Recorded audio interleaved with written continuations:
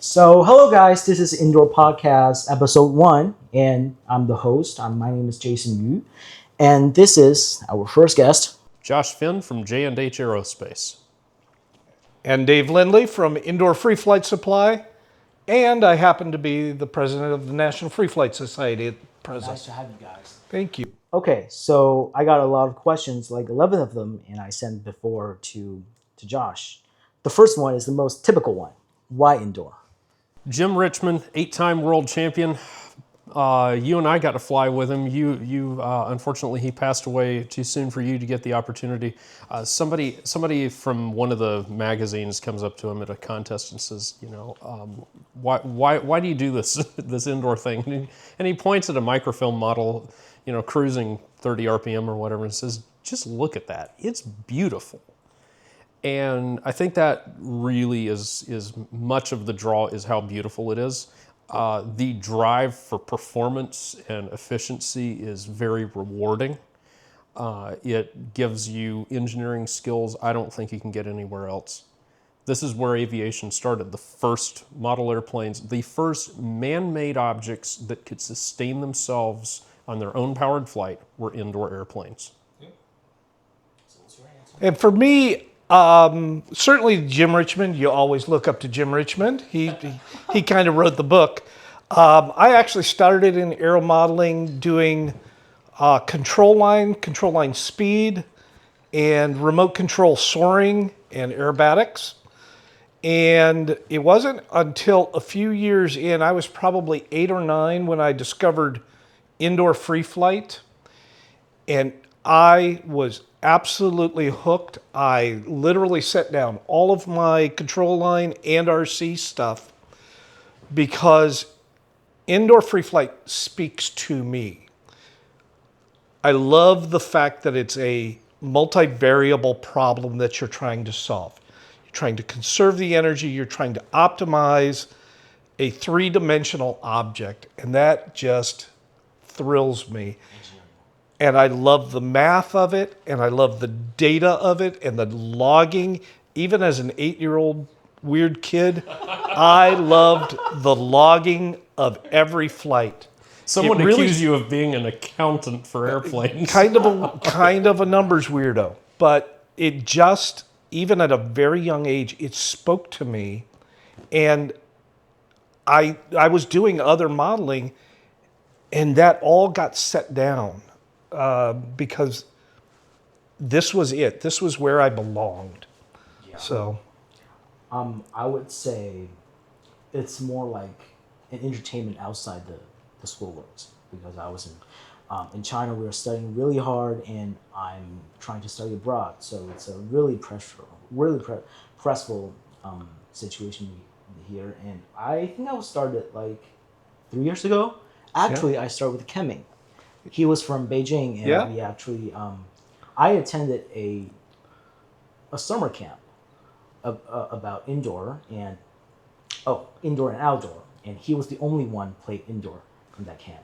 So I actually started as 6A.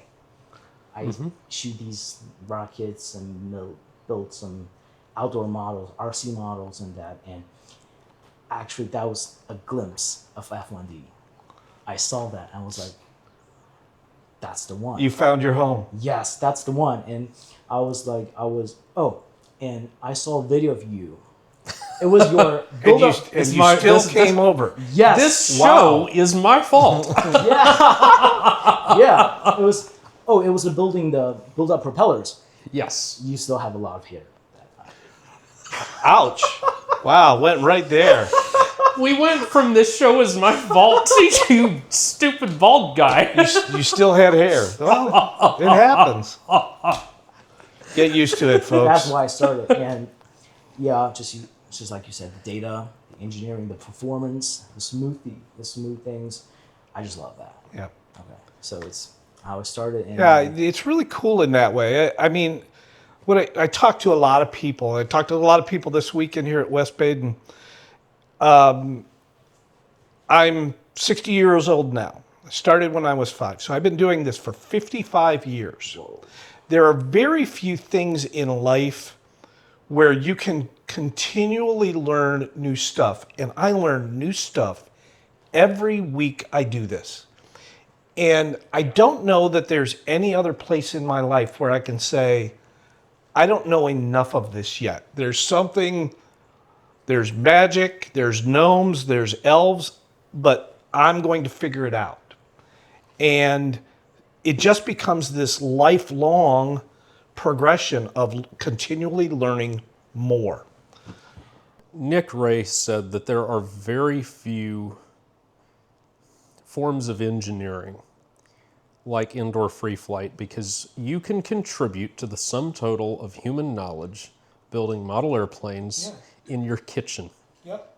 Yeah. It's the only thing really that allows you to stretch technology that far. Yeah, it's very unique in that way, I think. And it's unique even in the model airplane world.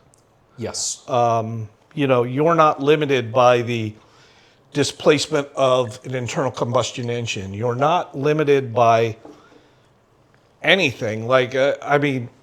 Look, we've flown for over an hour with a rubber band powered model airplane, and an hour 15 is in sight. Like, you could see that from here. That's crazy to me. Yeah. So, And I didn't mind it last year, but this year I was looking at these hotel guests, these faces. Yeah. When they saw the little angels yeah. flying out there, they're fascinated. they're fascinating. I think if you give them the opportunity, give them the information, they wanted to build one. Absolutely. Absolutely. We see it everywhere. We actually sold several kits, probably about a dozen or more, just to passersby that were wanting to get into the hobby, seeing it. Yeah. I had to turn people away because I didn't have the right thing for certain ones. Next year. Yeah, well, this was a last-minute trip in terms of the business side. Right. And shall we move on? Sure, let's move on. Okay. The second one is how you started. If you can, describe the first model you made. Ooh. I can tell you the first stick and tissue model I made. The first model I made was a control line. It was powered by a diesel. It was a trainer. It was a carved solid balsa wing. Is it electric or? It was a diesel engine. Okay. It flew very slow, but at 5 years old, I could fly it. And then the first stick and tissue airplane I built was a turn arrow Cub with a triangular fuselage. It was a rubber band powered and stick and tissue wing.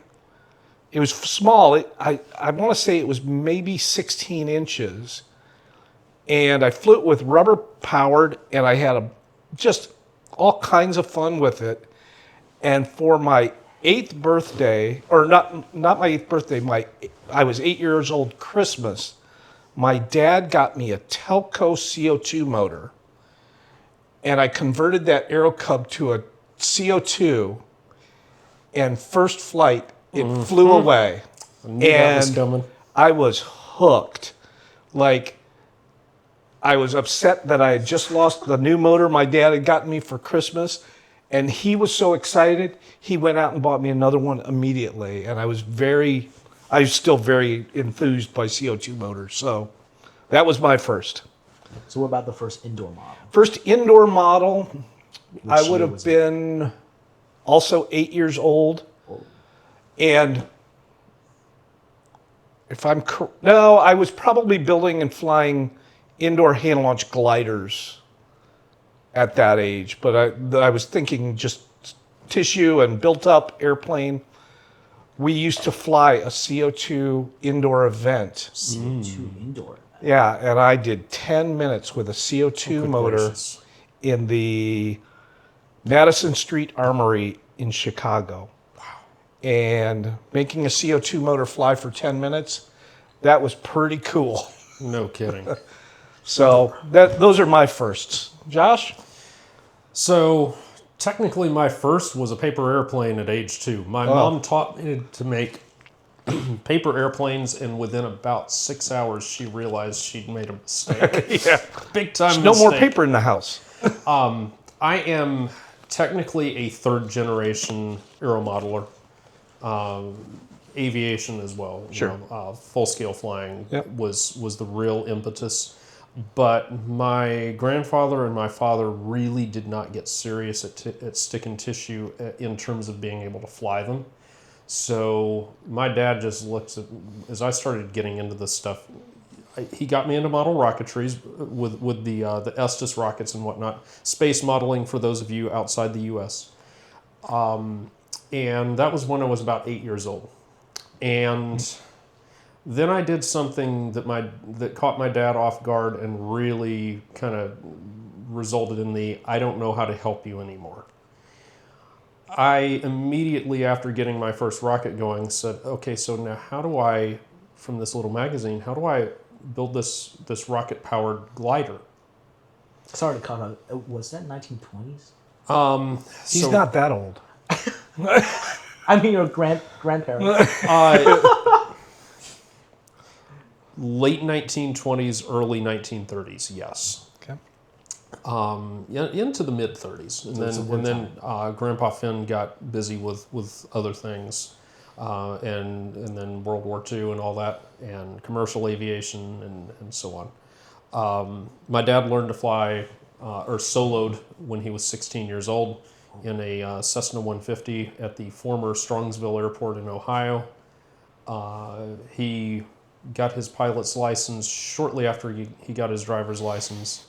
Marriage, family, moved to the South. The whole family moved to the South. He gets married, has a kid and so on. And we'll feed the rest of that into the progression here on the timeline so it doesn't get too confusing.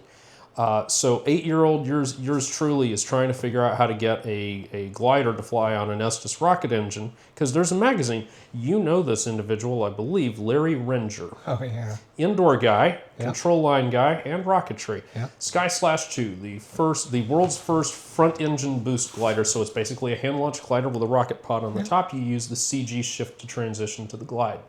A guy from our church built one from the plans that I passed to him. He was my parents' age. We went out to a field that they owned, and he thermaled this thing away. Yeah. And then I guess it was 9 or 10-year-old, yours truly was like, I want to do that for the rest of my life. So I started building those, and then when the internet was new, so I started scouring the internet,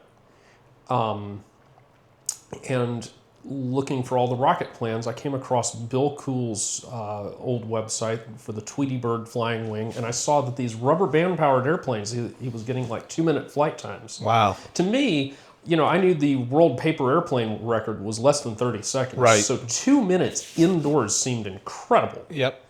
And so I scraped together enough balsa wood and whatnot to build a copy of the previous year's first. It wasn't called Right Stuff. It was called Rubber Power Propulsion or something. Right. For the first trial Science Olympiad flying event.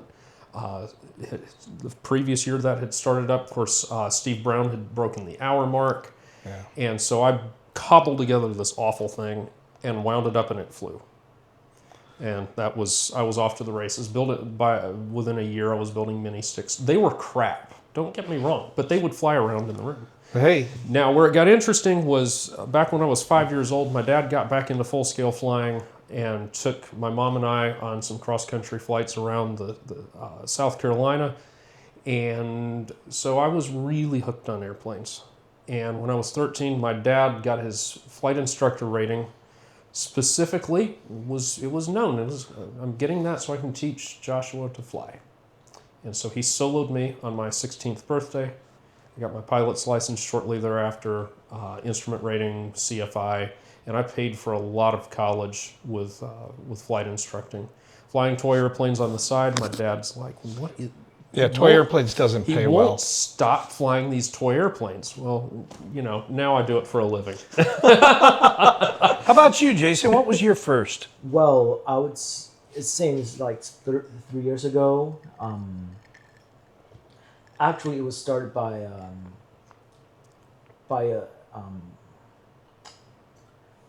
was 3 years ago. I fall in his. You're not that old yet. You should should be able to figure out 3 you years are ago. a fast learner You to are. be doing 20-something minutes in F1D 3 years I after put starting an aero model. enormous amount of time in it. It shows. Yeah. It shows. 3 years ago, it was. I think you guys can call it Easy B, but actually it's a really small, like a 4-inch wingspan one, and there's no weight limit. I was just doing this for fun. I was followed in a instruction online. I think it was TikTok in China, so it was a really easy plane. And after that, I moved to the Chinese rule for indoor contest. It was close to F1M. It was 300 millimeters in wingspan. Weight limit is 3 grams, but what different is the rubber weight was 0.5, so it was really light. Oh, okay. Yeah. 3 gram model with a 0.5 gram motor. Yes. These are like the little AliExpress Yeah. F1D Yeah, things. yeah. Yeah. That's Chinese I F1D, finally yes. figured that part out. Yeah. Yeah. So I didn't realize they had a weight limit on the rubber. That's actually a really interesting challenge. That's why there's so little rubber in the box. Yeah. Very they interesting. want a limited time of the contest. Sure, So sure. yeah, that's the only solution. And I went to like the national championship selection. I ranked 3rd place after like a month I engaged in Wow. indoor. So you can see incredible. that's indoor in China is really poor at that time, but it gets better soon. So that's my first plane, and after that I moved to downgraded F1D. So I put my goal is a 3 grams F1D, but the size is the same. Right, as right, F1D. right. So that was only a home flyer. It cannot be flying outdoor or Right. I mean to other sites. It's impossible to get fly. So I played with that, and after that actually was the 2024 Jim Richmond Open. Camming was on that Yep. on the contest. Yep. So he sent me a lot of pics, a lot of new things, and I was like, whoa, this is the real indoor contest. This is the real F1D stuff. And I saw Khan's fly, Khan's lunch, Khan's preparing for the models and other ones, and of course you. So so Josh, you were really like a guide for me on the You're an on the way to- inspiration. The inspirational guide for me on the indoor Well, thank you. at least F1D. So that's how I started. And wow, 3 years. It was so fast. That is You know really what? fast. 55 years is fast too. I'll tell you what. No it really, kidding. the time will fly by. You will not realize because you are having so much fun. The time just flies by. Oh, I just realized we're the 3 generations of flyer. That's true. That, Yeah. that really does Yeah. represent 3 Boomers, generations of Yeah. flying. 1980s. I was born in 2009, so it was Yeah. yeah, generations. Very And, good. you know, all 2009, of my good. classmates, all of my friends are scrolling the TikToks, playing with the social media thing. All When these they could nerds be are- spending time building model airplanes. yes, and winning the contest. And I was like, why they're sticking on their phones? I have What's to not that? I have to tell you, Jason. So last year when you were here, you broke the 20-minute mark. Yes, I'm kidding. And I don't know about you, Josh, but I can tell you it took me about 5 years flying competitively in indoor before I broke the 20-minute mark. And you doing it in your first year really in Indoor competition. contest. Yes. Yeah, I'm kind of jealous of that. I was just so impressed because that 20-minute mark is not easy. Look, we only Really have the barrier. we have less than 50 people since the beginning of time that have broken the 40-minute mark. And yeah, a lot of people now have broken the 20-minute mark, but the 20-minute mark probably still puts you in It's the a top monumental threshold. 25% of people that have ever flown this hobby Yes. in the history of time. And it's just very impressive to watch So you to- come along. To prove how much effort I put in, this is my bedroom. You can see. Well, Oh yeah. You can. Oh, see. yeah. You can Yep. tell that's my bedroom. Yep. show it to the camera. See, there's much better equipment and whatnot on So you can see, this is visible my box. than what mine was like. This is my box. Yep. Yeah, This used to be my wardrobe. used But to be. I store it with the balsa. That box was actually the kits for you. You can see it. You can tell. Oh, nice. Yeah, and the toolbox. And you sorted your balsa out. Yeah, toolbox, balsa. Yep. Some spare props, some wings. Well, here's what you have to look forward to, Jason, is as you get older, you just have to keep buying bigger and bigger houses because it takes over more and more Yeah, and more of exactly, your house. And We are when you not start a talking business- about my place. When you start a business, I saw it. your whole house is, You have My house You is- have a glimpse. yeah. It's bad. Our houses are world headquarters for our businesses. So you can see the place for the sleep was this corner. Yeah. I'll Yep. just do like this. Step over all the Yeah, stuff. that was 3 curl days up. before this contest, so I was preparing hardly on. Don't feel bad and tell your parents not to feel bad. All of our houses look like that. So- Actually, speaking of my parents, my first F1D was destroyed by them. But that's This is okay my because shocked that was face. actually that was a pretty. I was like to say shitty, but that's the first. That's the technical term. That's your first work, but although it's not that good, but you don't want other ones to be the destroyer of them. Right. So it actually brings me really sad about this, and but I didn't stop. I just gotta move on, and Yep.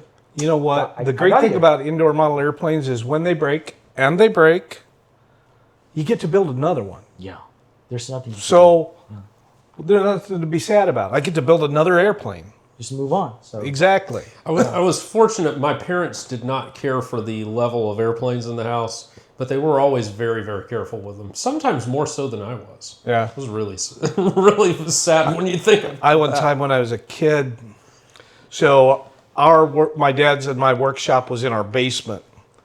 But as you can imagine, the entire house smelled of chemicals. It was Oh, yeah. either nitrate dope CA glues. or glue.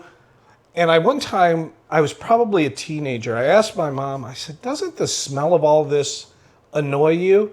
And she just looks at me dead in the face and says, you know what? That's the smell of your dad's happiness. No, I'm not going to complain about it. And, Perfect. that stuck with me. It is those smells and that mess that we create is part of our joy. And if anybody wants to spoil that joy for you, don't marry them. Yeah.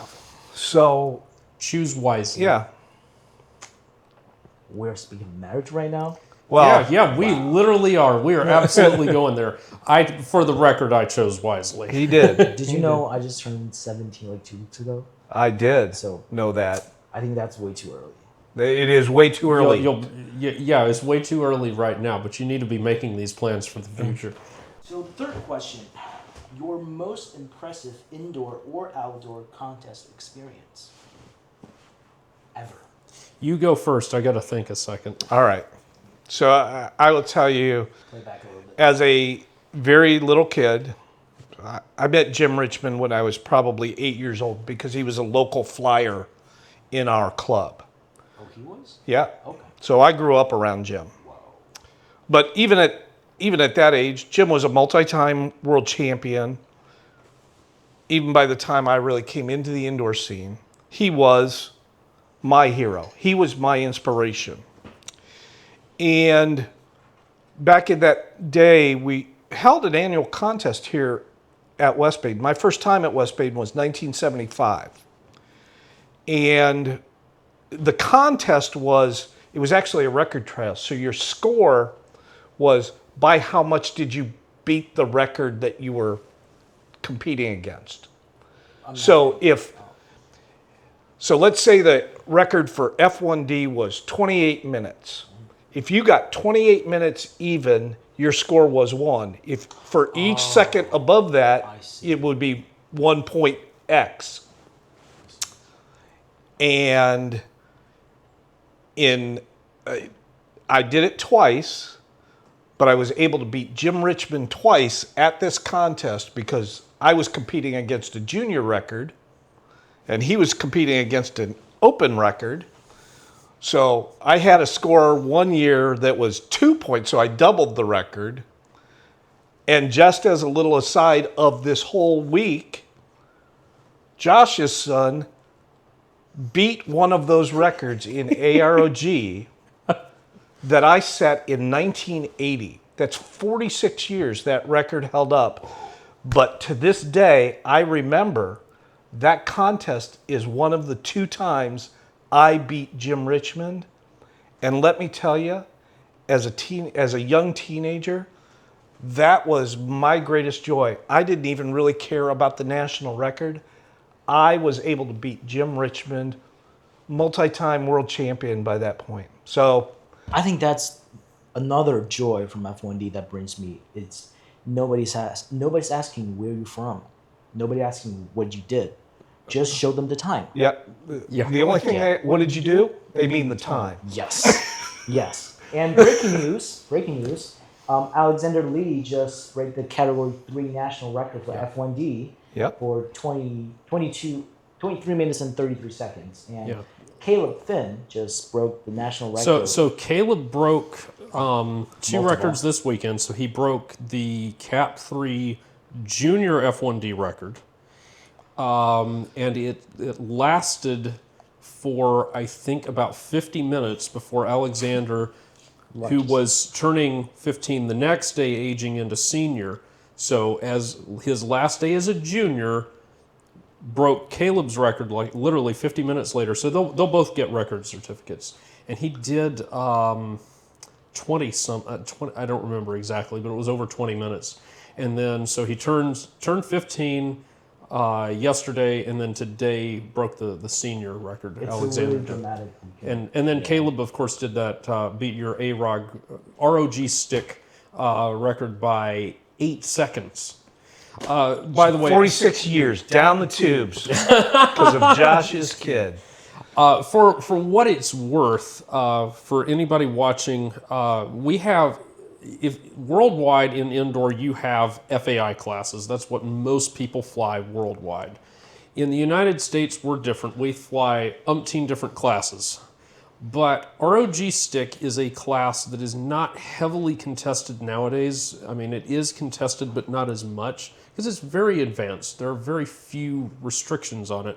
But that class is special because it was established sometime, I don't know exactly, I don't know if you know, it was prior to 1927. Yeah, it is certainly one of our oldest classes. It is the oldest that still uses essentially the original rules. Right. So you could take Correct. a 1927, they called it Baby ROG. That's right. And it became Class A ROG, and then Rise Off Ground Stick at some time later.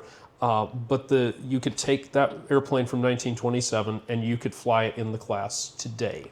If you built one from 1932 when Carl Goldberg invented microfilm and covered the first one with microfilm, Pete Andrews had one that was published that year. Yep. It's in INAV. If you were to build that, it would be relatively competitive today. Yep. What about mine, Jordan? Oh, but I- I we didn't have- get we have got to Josh's- spout mine yet. Going. He had to think. So I had to think about this for a while because my greatest memory is one in outdoor flying, but in terms of indoor, I have 2 that really just stick out. I had no mentoring, no competition experience, etc. growing up. Like I said, my dad and my grandfather, they had no idea what to do with this. They weren't opposed to it. It's just they didn't know what to do with this. Yep. And so I built in a vacuum in terms of mentoring. When I was 19 years old, I slipped into the basketball arena at Clemson University after hours. And I had an indoor model of mine. It was a very light airplane. I mean, in terms of weight and stiffness, it was not bad. In terms of build quality, the blades were tissue paper, literally. And I wound it up, and it flew all the way up to that 70-something foot ceiling never quite touched it, came back down, dead sticked right as it landed. 10 minutes. It was the first time I'd ever done 10 minutes, and it was amazing. My next memory, you talk about how long it takes to get past 20 minutes. I was married. It was 2013 when I finally broke 20 minutes in Category 1. It took a long time before I could do over 20 minutes in higher ceilings, ironically. Yep. But a few years after that, 2014, I had, between 2011 and 2014, I probably put in 3,000 hours of work on F1Ds in my spare time. Solely F1D. Specifically F1D. I was flying a few other things, but mainly F1D. And I guess it was April of 2014, I finally broke the Category 1 US F1D record. And Conley was there. He was reigning world champion. Nick Ray, I think, was the timer for that flight. I think 2013 he was not the world champion. Right? So no, that's right. It was a month later that he went and won the world championship. Forgot about that. It was a month later. Okay. So he was not reigning world champion at the time. He was on the U.S. team at the time. And so it was a fairly small crowd. Yeah. But it was a major. This was at St. Luke's in Atlanta, Georgia. Okay. It was a little Great it's a site. gymnasium with a little slot in the ceiling where Great you can get site. up a little higher, maybe about 28 feet. And the significance there really is I had put all that time in. I broke that record, and I don't know what it is that happens. You break one, the others get a lot easier. Yes. And I've set lots of records since then. Yep. Most of them have been broken, all but one, actually. It's going to happen someday. And Sometimes it records were takes made to 46 be years. Records were made to be broken. Absolutely. But yeah, after that, it was kind of this watershed moment for me. You know, something happened today that I think it's the first time it's happened to me, but it happens quite frequently in indoor free flight in this country, where the previous record holder is there to see the new record set and goes to shake that person's hand. Yeah. And it's the first time it's happened to me, and it's really cool. It is, isn't it? It's really cool to be able to say, that's an awesome job. I think that's the premium happiness you can. It really, there's a little bit older story. This is going back 10 plus years. Jim Buxton, who is a great hand-launched glider flyer in the United States, there had been a record, a Cat 4 glider record that stood for... It stood for 38 years. 38 and years. in terms, it took a change in technology. Yep. For that record to be broken. No, I don't. The guy walked into an aircraft hangar and took an all balsa airplane and chucked it up there and did 90 seconds twice. But No one else has ever done it once. 90 seconds of glider? Yep. 90 seconds, throwing it straight up like a baseball. The previous record holder, Ron Whitman, knew that Jim was going to the hangar to try and break that record, and he made a special trip to that hangar so that he could be Jim's timer when he broke his record. And I'm not versed in every sport in the world, but there are very few that I know. Very few. Where somebody would make a special trip to be the timer for the guy To that be is the witness of the record settings. And Yeah. I think that to me that is a very special thing about our hobby. Yes, it is. I was overjoyed today to be able to shake Caleb's hand when he broke my record. I don't know that happens in very many places in this world. But it's something that's very special about this hobby. And you have tons of time to experience that. And I just want to point out, this started out because I was flying AROG. I'm still chasing the adult record, but it all started because I looked at it at the time of day and I was like, Caleb's got his AROG here. I'd like to fly AROG with my son. Yep. So, and he powered it just up like there, your- and Hope's looking at the time and says, "Do you know what the record is for that?"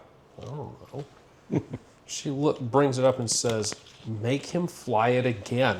That's just like LeBron James and brownies on the NBA. Exactly. Right. Yeah. So do you know, so we keep referring to AROG. Do you know the origin of that?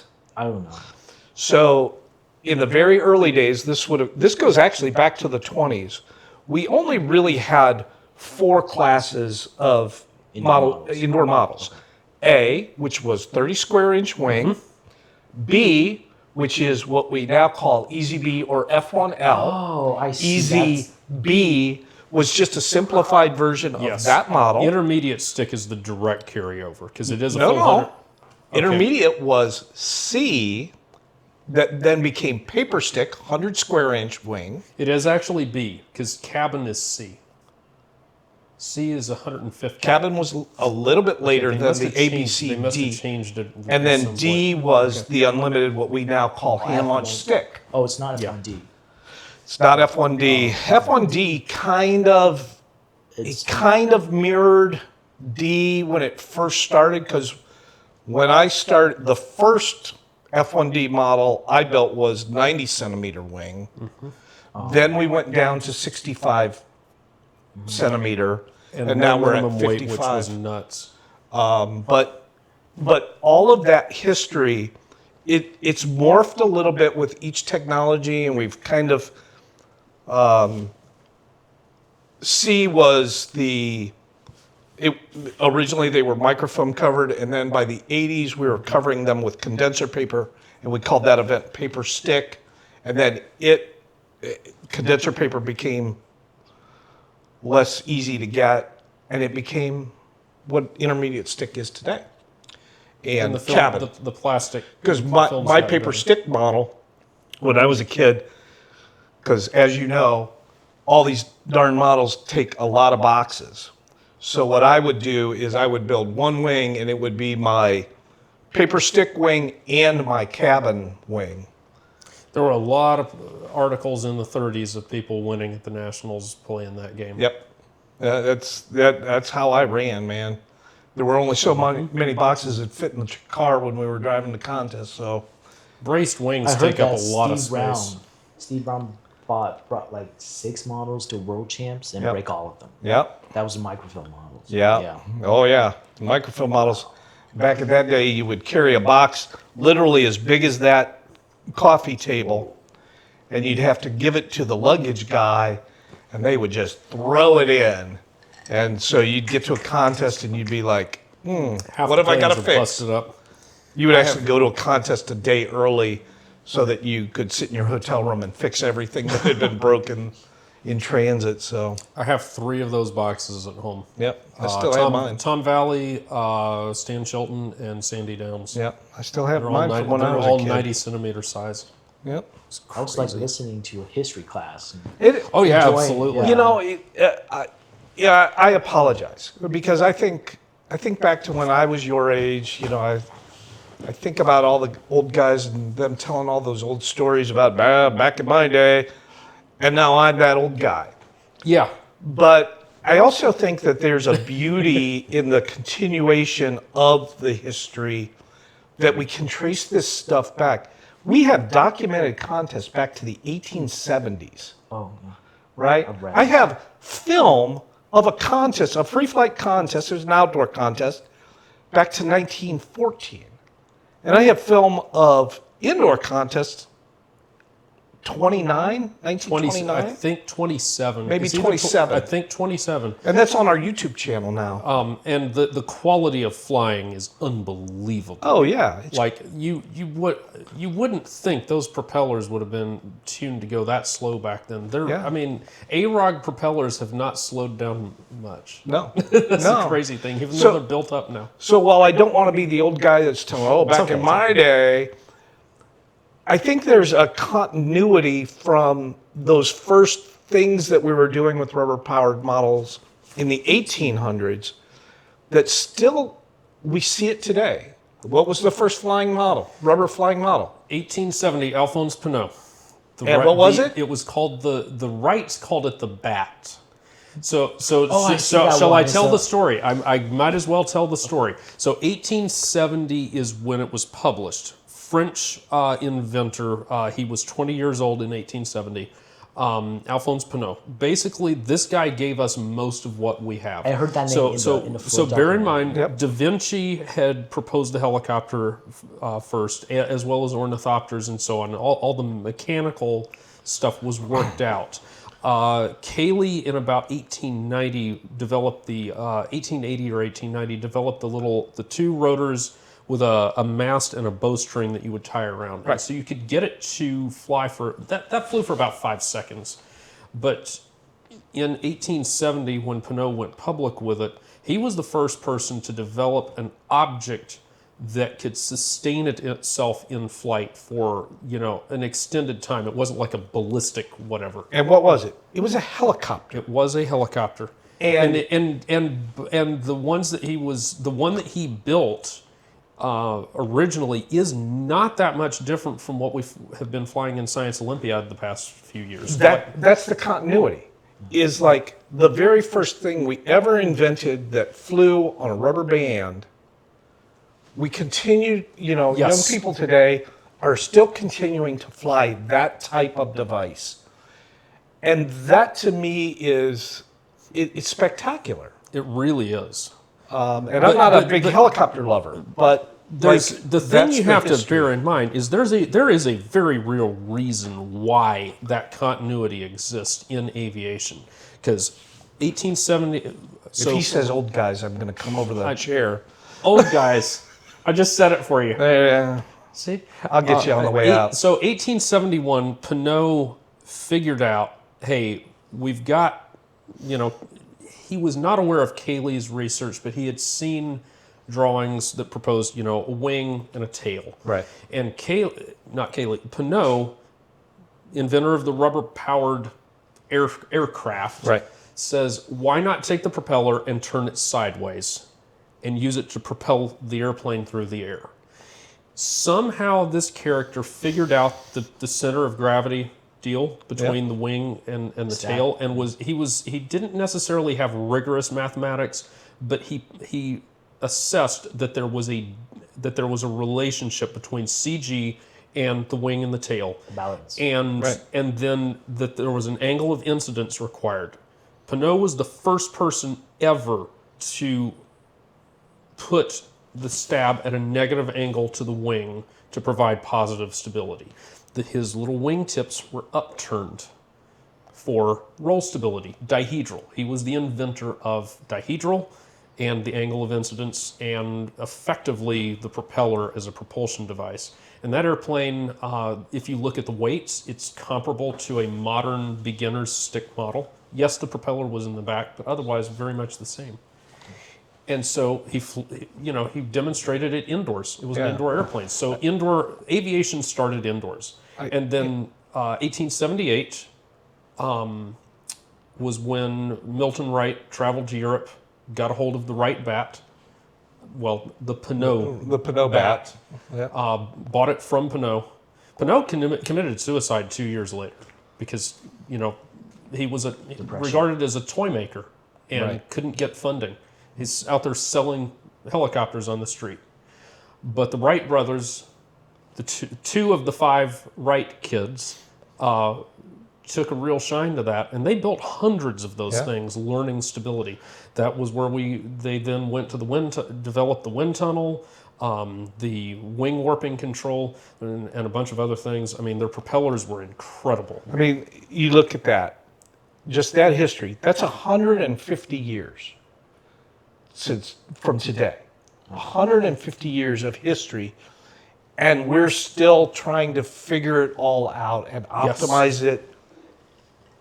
Still making progress. And still making progress. Like we're setting new records continually. And I personally am just, that's one of the things that attracts me to this thing is there's always something more you can optimize, and we've just got to figure it out. Games don't stop. Yeah. So it reminds me of a quote from a crew of Ultimus Second. They just came home safely. They said, "I want the world to forget us, because that's when we human make more progress. So we're not the one That's right. to be remembered. If we are being forgotten, that means human are way higher." Exactly. Yes. Exactly. I think that's just really cool. I think it feels like it's unique. I'm sure it happens in other places, other sports, other facets of life. But this is the place where maybe I can add a little bit to the human knowledge set. Yes. And, I can extend the history. exactly. And I just think that there's, at least for me, like, I've written a lot of software code in my life. That's how I made my living. My software code is dead and gone. Nobody will remember me. I didn't advance the ball terribly much. We did some unique stuff, but that is much more ethereal and short-lived than something like this. We can see the advancements that a Carl Goldberg did today. We can see the advancements that a Pinot made today. We can look at a model airplane today and see this is, yeah, we've optimized it over 150 years, but this basic thing started here and we've progressed. Yes. It's just very interesting to me Every to look at right that. We have the Older. benefit that the giants of aviation have very well documented Yeah, a lot they're- of this for us. I mean, That's essential. the thing is, Yeah. you look 1870 to 1969. A rubber band powered helicopter, a man sets foot on the moon. Yeah. By the way, that man, guess what his hobby was? I know. We all know. So it's, most of the giants of aviation got their start in this. Yeah. And stayed with it because they saw its value. Yep. But the Wrights made sure that Pinot's history was preserved, and so on. And from a technological perspective, aviation has given us everything. Like the first analog computers were developed to shoot airplanes down. The first programmable digital computer, the very first one, was developed by a German scientist to calculate wing trajectory. flutter for advanced jet aircraft. Yep. It didn't get anywhere. It got bombed, but he lived and he continued to make computers. Wow. So, So yeah. don't want to all bore you with aviation the related. history, but it actually, No, not at all. I hope actually that, you grow into the person that carries that history forward to the next Yes. generation. That's why I love, and I'm sure Josh is the same way, I love working with young people because they are the next carrier, pigeon to the next generation of that history, our lineage forward. And you're going to be able to do things in your life in modeling that Josh and I probably never dreamed of. And I just find that awesome. And I love working with young people because of that. Because I know all of the kids that I have mentored along the way, they got what I know, but they're going to take it to the next level. So that's pretty cool. And this is one of my huge focuses is people like you, young people your age, being able to pass that on. Yep. I tell people I tell people that 2014 was the year that indoor free flight died. In 2 years, we went from almost 100 people at indoor nationals to 19. I mean, at that point, it's dead. And I wanted people to fly with. So I said, well, we're going to start.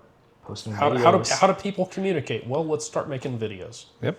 And okay, there's no kits available anymore, so we'll start making kits. And Fortunately, more people have caught on to that. Yep. You have been a huge boon to that. For those that don't know, this man is the supplier of supplies for indoor free flight now. Like, if without IFAS, it kind of grinds to a screeching halt. Well, and that actually brings up a good point. So I actually ended up retiring young, 50. I was 50 when I retired, and I was getting very into modeling. And the problem at the time was there was nobody in the United States cutting wood at all. And there was only one guy in the world cutting wood. It was Nick Aikman. And I'm like, well, we can't grow this thing if we don't have the supplies, just like you with the kits. It can't grow if people can't get the things they need exactly to advance that ball. So I retired from a real job and I formed a business that, trust me, I'm busier now than I ever was in my working career. But I really love it. And I think that leads us into probably what your next topic is what TSA and Science Olympiad bring to the game so my organization, National Free Flight Society, for us, we are a nonprofit, but our mission is education and advancing the hobby. And it just worked out. The year I was elected president of the National Free Flight Society, there was some turmoil in the Science Olympiad flight arrangement. My organization was able to step in and be the sponsor for Science Olympiad to keep that going. I still remember that phone call. Sorry to cut off. I think we can open that for Sure. to allow A little more light? Yes. All right. Now you're going to be silhouetted. That's okay. I'm better in silhouette than I am with light on my face. So Science Olympiad, for those who don't know, is a competitive science organization that happens in the school systems in the United States. Public schools, charter schools, parochial schools, home schools. Any school system can participate in it. Flight is one of their events, but they have many events. They have 23 events. It's life sciences, it's physics, it's chemistry, it's geology. So the events fit into three categories because you've got the study events where you study and you take written tests on that area of knowledge. You have lab events where you perform experiments. And it can be mechanical stuff, it can be chemical, etc. And then you have the build events, be it mousetrap cars. That's not what they're called, but effectively mousetrap cars, free flight airplanes, air-powered objects, robotics, Rube Goldberg devices, etc. And it's all done in a very competitive environment. It is a team event. So you're allowed 15 team members spread across 23 events. So they all have to double up, and so it is very challenging. I call it varsity football for the science kids. But I call them the science dorks, but whatever. So 1996 was when they finished partnering with Tom Sanders to include a flying event. And so that's been part of Science Olympiad ever since. It was originally kind of motivated by Midwest when he was at Midwest, and that was when TSA started doing theirs as well. Yep. So I got to see that grow from the very beginning. From the edge, I was not, like homeschoolers at the time, there was no way we were getting into Science Olympiad because of the needing that 15 many kids. Right. And so homeschooling has advanced drastically since then. It's not, homeschooling is not what people think it is at all. Yeah. So from my organization, from National Free Flight's perspective, what that gives us is you're looking at 15,000 kids per year participate in Science Olympiad. Oh, it's more than that. That's how many we estimate do flying. Do flying event. Fair enough. Yeah, this is But it's huge. 15,000 young people a year. It's impressive to see 15,000 people We flying get things. exactly. Now they're not all in the same place at the same time. I know, but it's But still so yeah. impressive. So we estimate somewhere in the 12 to 15,000 range per All year. indoors? And yes, all indoor. And then TSA is a separate entity, and they have.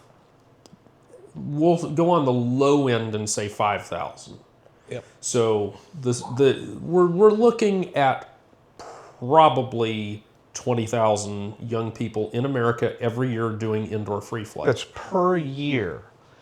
And there is, like, from my organization standpoint, that is the best one-to-many relationship ever. I can get our mentors out and impacting kids and helping them experience the joy that you experienced this weekend, right? I mean, it is literally, it's probably the second best money my organization spends every year, and the first best is the scholarships we award every year. It's like a heaven for me if I have coaches Oh, yeah, to my school teach me how to fly it. exactly. Jason, you're the coach. You are now the mentor. And yeah. again, that there's a needs to that too. Dev Goda, who you know, who was here this weekend, he's out coaching other kids at other schools. Guha Eckenbarum, he was coaching before he went off to university this year. He was coaching 10 different schools in his local area. So my organization is getting the chance to mentor folks like you, but then you propagate out and you're coaching people around you. What's that? And you Sorry said about you were that. going to It's put okay. that I on silent. tried to. I couldn't figure it out. We can edit the video. Yeah, I tried. I couldn't figure it out. I'm not that good at technology. So Seriously. So TSA and Science Olympiad, from my perspective, and certainly from Josh's business perspective, it is the greatest avenue we have had since the 1920s to get in front of a lot of young people and introduce them to the thing that we're passionate about, and they may or may not become passionate about. But even if they don't take it up as a hobby, they know about it. Yeah. And they appreciate the introduced. skill it takes to do it. And that's okay. I don't think this has ever been or going to be a hobby that everybody gets passionate about. But I want them to at least know we exist and But appreciate 15,000. what we do. It's a lot. This A is flight's it's like a foundation for the it's like the base for this hobby, right? Absolutely. well, it's not calling it. This is what I'm going to say. This is my opinion. I don't call it a hobby, and here's why. This is a sport, and it is the sport side of an industry. This is the feeder, the competitive feeder into the aviation industry. That is what I'm actively trying to do with it, because we have documented history that students who start with with model airplanes Model in general, airplanes in but general. especially free flight, either indoor or outdoor, they have a different career track. And they most of them go and they become engineers. Some become doctors. American Medical Association has officially said that this is one of the things that they need as a source for surgeons. Yep. Because of the fine detail work. the detail skills, and not just the manual, but the intellectual side as well. When you have the perspective of what a stable object looks like. Second order differential equation. You go into you haven't gotten into Now this you're too in much my yet. world, brother. All right, so the second order squiggle. or the better the downward damp out squiggle, second order equation. That's stall recovery of an airplane. Yep. Of a free flight airplane. It dips and then it does the little oscillate and damps out. So when I went to my college courses, I see the squiggle up there and I'm like, oh, it's a stall recovery. Nobody else is looking at it that way. They're looking at a line on a board that squiggles and having to, it's an equation. There's nothing physical they have to relate it to. When you have something to relate it to, it changes everything. Yep. Yeah, there's just so many opportunities for learning different aspects of life, whether it's mathematics, it's physics, it's aeronautics. I could go on for days about the people that were modelers that went on to create history. First man on the moon. The only man's name on the Mercury space capsule patent was a modeler. He stood up at my parents' wedding. Woody Blanchard. He was multi-year national champion. Bob Champagne.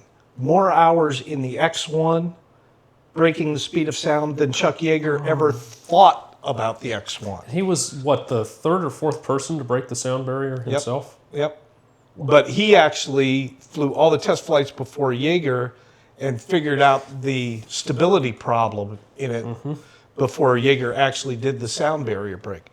The first gentleman who ran mission control for NASA, Hewitt Phillips, a modeler. Again, you don't want to get into this history lesson, but they learned that stuff through model airplanes and took it to its logical conclusion. If we can fly a model airplane, let's put something on the moon. Well, we've got one going on right now with Mark Drela. He's got a senior ROG stick. That keeps coming up. Senior ROG stick record that still stands. Yep. Dean of Engineering up at MIT, and he just picked up a former F1D student that I personally mentored a fair bit. And he's so Andrew Welter is going in as a doing his PhD work under Dr. Martin. So he's Drela. going from Alex just broke his record. flying F1D. That's right. Alex did break. No, Andrew Walters. yeah, Andrew it Welter's did. Cat 3 record. Yeah. to he's currently working out laminar separations at Mach 7. That's the modeling he's doing. That's so cool. That's what he's doing at MIT right now. And, it's just, there's so much that, if we can find those kids when they're in middle school and high school and say, you know what, today you may feel like the odd one out because you like model airplanes and not football, or you like sciencey stuff and not, baseball or some other thing. You're not the odd one out. There's lots of us out here, and We're part of them. you're part of this community. And you probably came here last year thinking nobody knows who I am. I'm good. But what did everybody do? They wrapped their arms around you and said, "Here, what do you I knew need who to, you were. what do you need to learn?" That's who this community I is. think Kevin just told me the same thing, that he's Yeah, the coming first year. for- The first year 2024. Kevin came in, and Brett Sanborn, Yep. multiple world champs, he's teaching him how to use a balloon by person. Yep. That's a really wonderful experience. Yeah. That you can, But that's who this community is. it's impossible to get Cristiano Ronaldo to tell you how to right. kick a soccer, but Right. Yeah, you're not going to get an the audience with former that world dude. champs is just right behind you, Yep. tell you how to steer. Absolutely. That's man. You can't replace that. And Mark Drella, who is Dean of Aerospace at MIT, he's just a guy I grew up with. I was flying It's with just him like when he the- was a kid, you know? It's just like a Just a GitHub kid down art, the street. you know. And that's really cool. And again, I don't want to think about it being only us. There are other places where this spirit of community crops up, but there is something very, very special about this community. I was talking to a lot of the spectators and other hotel guests that were at the hotel this weekend, and they were absolutely fascinated by the flying, but they would be sitting back and they like, you guys are a community. We can see it from all the way across the atrium. You guys all are palling around together, and you're competing, but you're friends, and it comes through. And you know, I just don't think, certainly in my professional life, I never saw it anywhere else. No. And it's well known, certainly in outdoor free flight, if you break an engine, your fiercest competitor will probably give you the engine you used to beat him. How many times has somebody handed you a rubber motor or something? Here, try this. Yeah, Tom Sawa just gave me Right. 3 strips of 302. Yeah, try this. See how it works Yeah. for you. And it all got detailed writings and Yep. data on that. We're competitive, no question about. On the field of battle, it's fair game.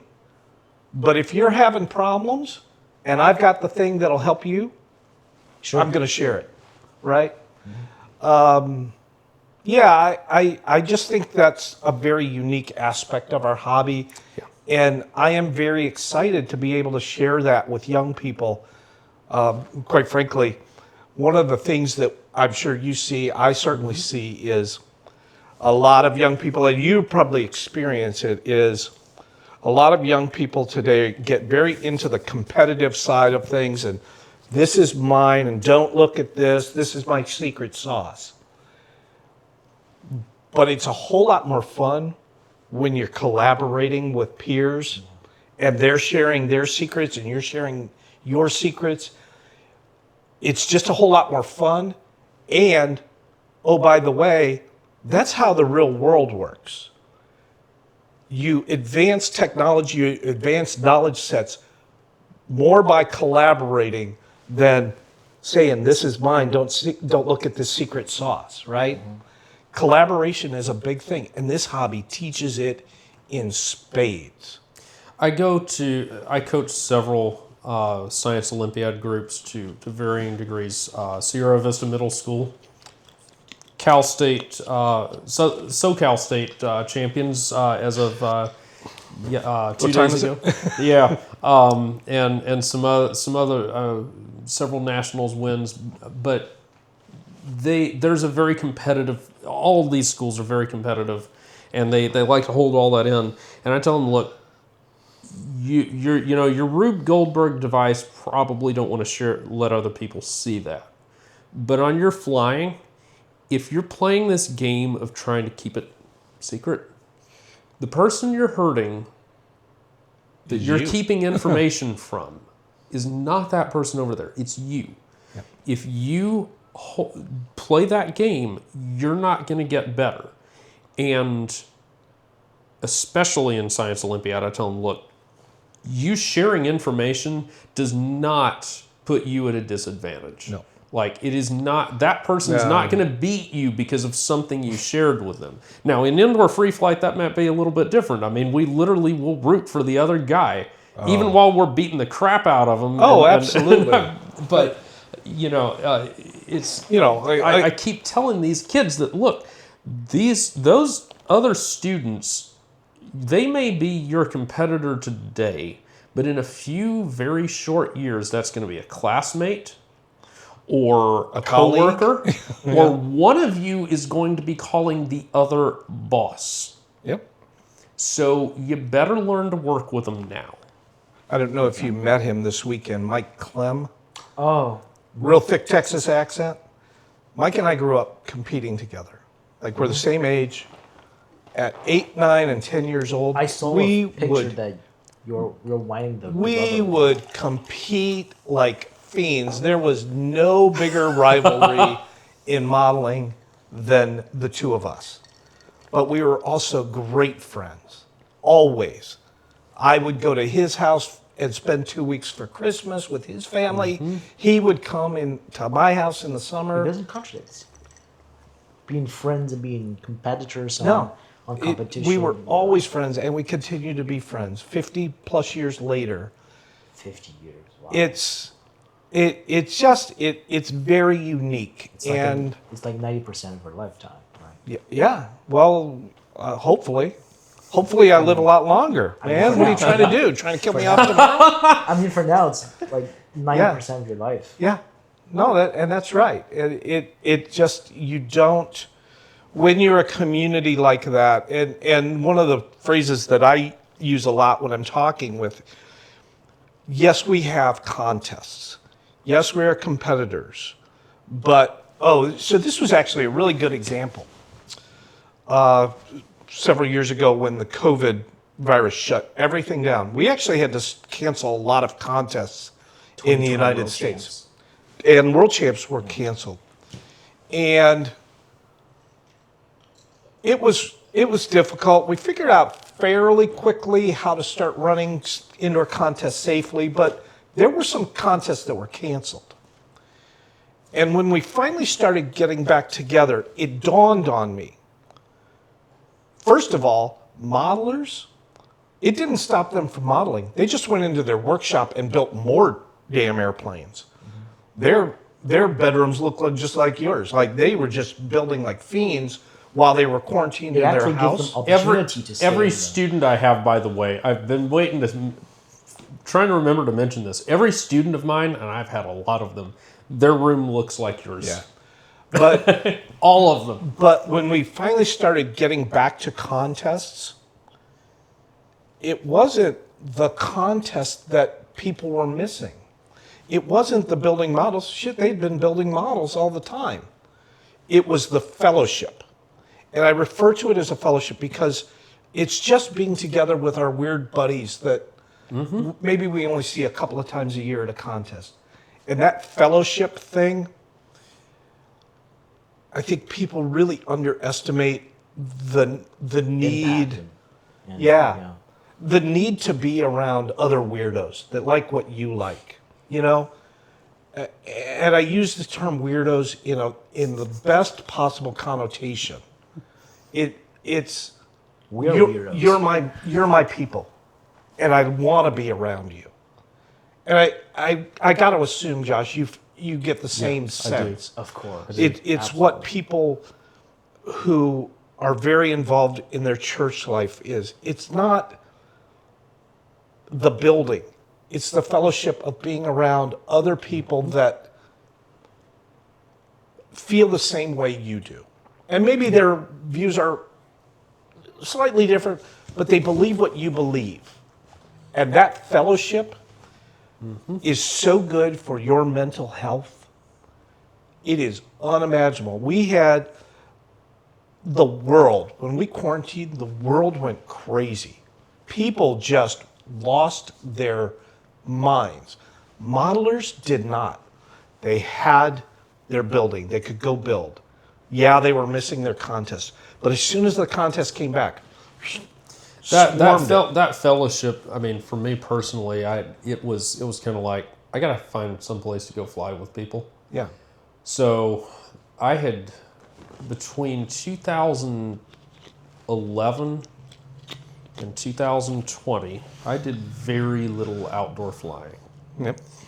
And when COVID hit, I started building outdoor models because the could go outside. indoor was not really an option. So I built lots of outdoor models. And when all the indoor contests and most of the outdoor meets were canceled, my family packed up in an SUV, and we traveled 2/3 of the way across the country to Denver, Colorado, and flew outdoor models in the desert with the Denver crowd Yep. to have people to fly with. Yeah, it's and I actually think I feel really connected to you, Jason, because I know that in a lot of ways right now in China you're a little bit of an island. Not technically, but like Yeah. there's not a lot of that fellowship. Yes.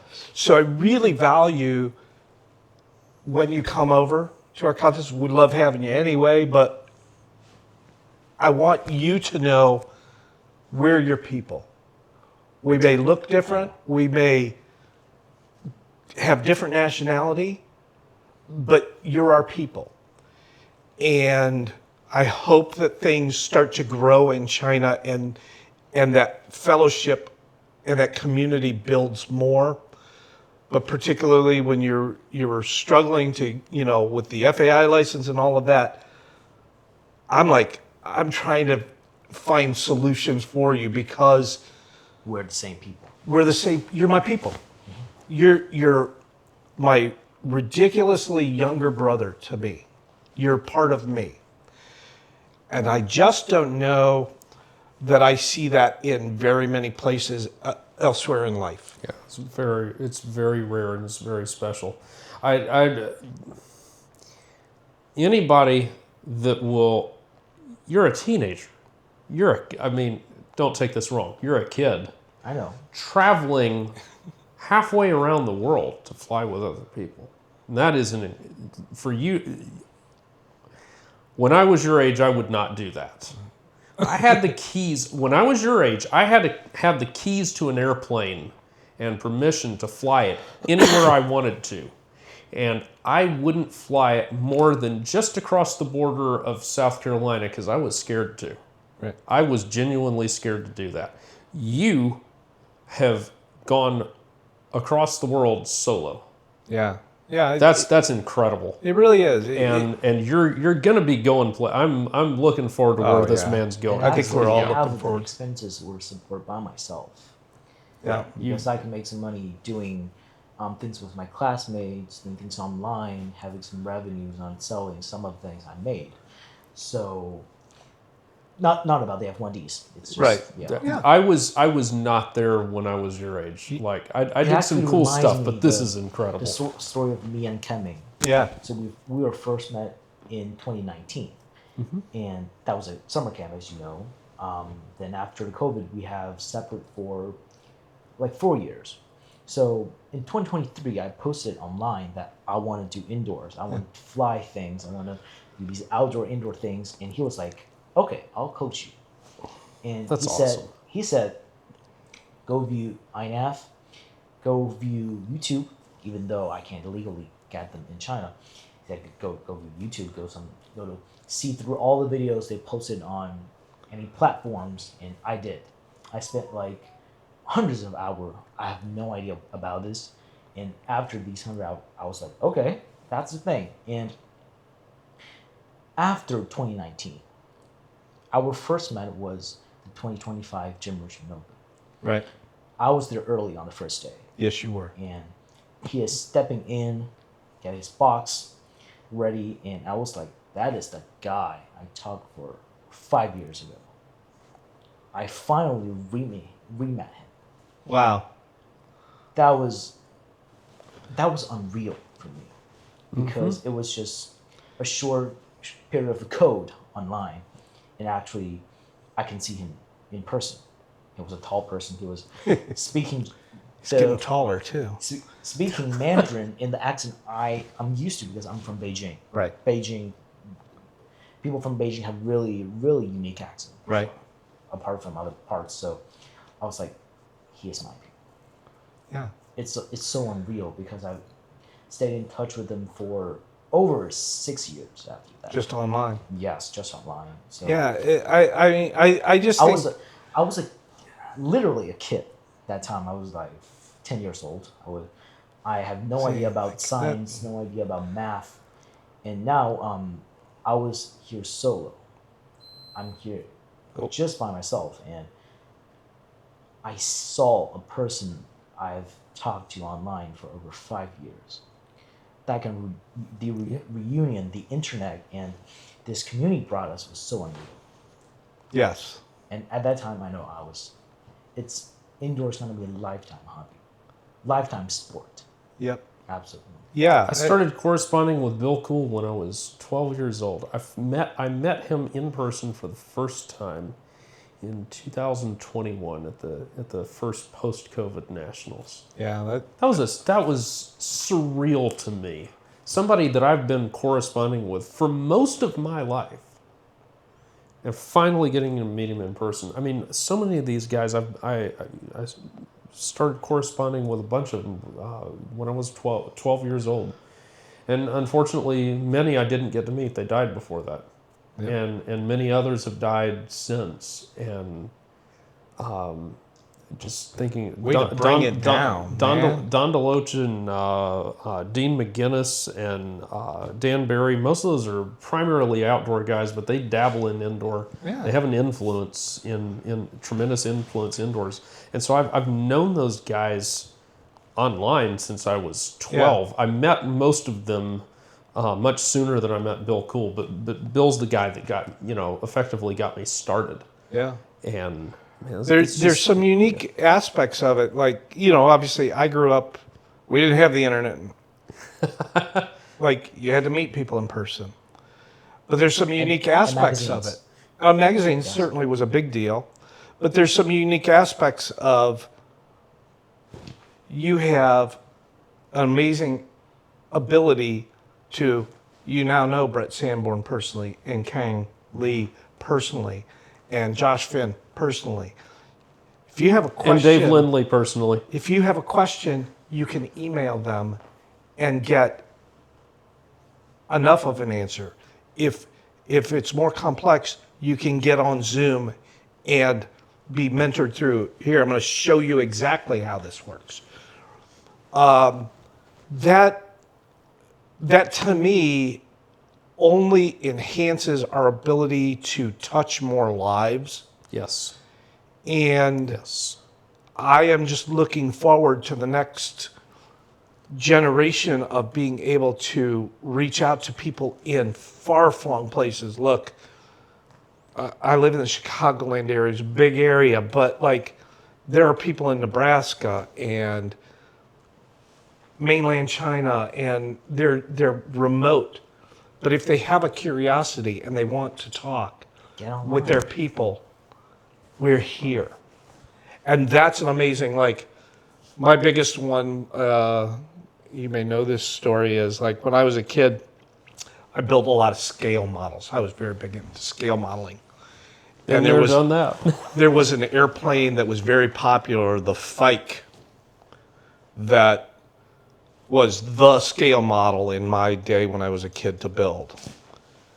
And I got to meet Bill Fike at EAA one year.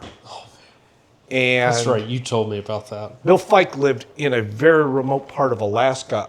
It might as well, for me as a 10-year-old kid, he might as well have lived on the moon. Because a long distance call to Alaska in that day probably would have cost $5 a minute to talk to him. Ooh. On a long distance phone call. Yeah. But we would write letters back and forth, and I still have my correspondence with him. He would tell me how something on the airplane was put together so that I could make my scale model better. And, my dad, God love him, he was very supportive. He actually I got into some really highly technical stuff that Bill couldn't describe to me in a letter. My dad and I flew up there. Oh my. And actually, I got to fly in the airplane. I got to take up close and personal pictures of the airplane. Wait, you got to fly in the Fike? Yeah. I knew about the story of you writing all the letters to Bill Fike. Yeah. I did not know you had gotten to fly in the airplane. That's a bucket list item right there. Pre-cowling. Oh, man. Before he put the cowl on. Good night. So for those who don't know, this was like this miniature short takeoff and landing airplane that was basically built off a Piper Cub. There were some other. You probably know the priorities better than I do. I know there was a reason for the span limit. And he was a bush pilot. He needed the lift in the valleys, but he needed short wingspan. So it's big chord. Most of it was, as you mentioned, most of it was a cannibalized J3 Cub. So it was J3 Cub stabilizer, but he clipped the elliptical tips off it. Mm-hmm. Fin, the same thing. He clipped the top of the fin off. Yep. But it was an experimental airplane, and it was just a fascinating scale subject. And It's it easy flew to really, yeah, I was really gonna say, well it's as a an- rubber-powered airplane. It is an easy airplane to build and fly as a rubber model. Kit's currently not available for that. I'm working on it. There you go. Okay, so the next question. That might be short. Describe one major difficulty you encountered in modeling. That ain't not going to be a short subject. No, that is not a short Like, subject. It goes back to what I You don't need to expand too much. Yeah, it just goes back to what I was saying initially is like there's so many things and so many places within this sport where we can do more optimizing. But the technology's gotten so much better since I was a kid. Look, I started my computing career on a Commodore 64. Oh, You have more compute power in your wristwatch than I had in my first computer, right? And we are learning things we are doing over the past 4 years. We've been going back and back testing literally dozens of batches of rubber. And what we thought the math was of what its theoretical storage limit is, turns out we're defining new math in all of this testing. So what are the biggest problems we're facing, or I'm facing, is trying to keep up with the technology, now the compute power and our ability to define what our theoretical limits is changing very quickly. At least in my, I may or may not be right, but devs, inventions, yeah. exactly. Yeah. Like the ability to do that, with the counter and see it mapped out, that compute power gives us the ability to it. So I would say from my perspective, the biggest difficulty is like the new technology is opening up a whole new world to us of further interrogation. Like, oh, wow, the thing we thought, we had it basically right, but the theoretical limit is actually different than we thought it was, and now we're able to extend that. So will we see further records breaking? Absolutely, as we learn more. So to answer your question, mine is just keeping up with all of the next buckets of interrogation. I know I'm working theoretically right now on the bearing. Is like we have since the beginning of time, really. That bearing is a metal shaft, and right now an aluminum bearing, we use steel. But that friction coefficient there is, to me, a big inefficiency. Like that friction coefficient is just ridiculous.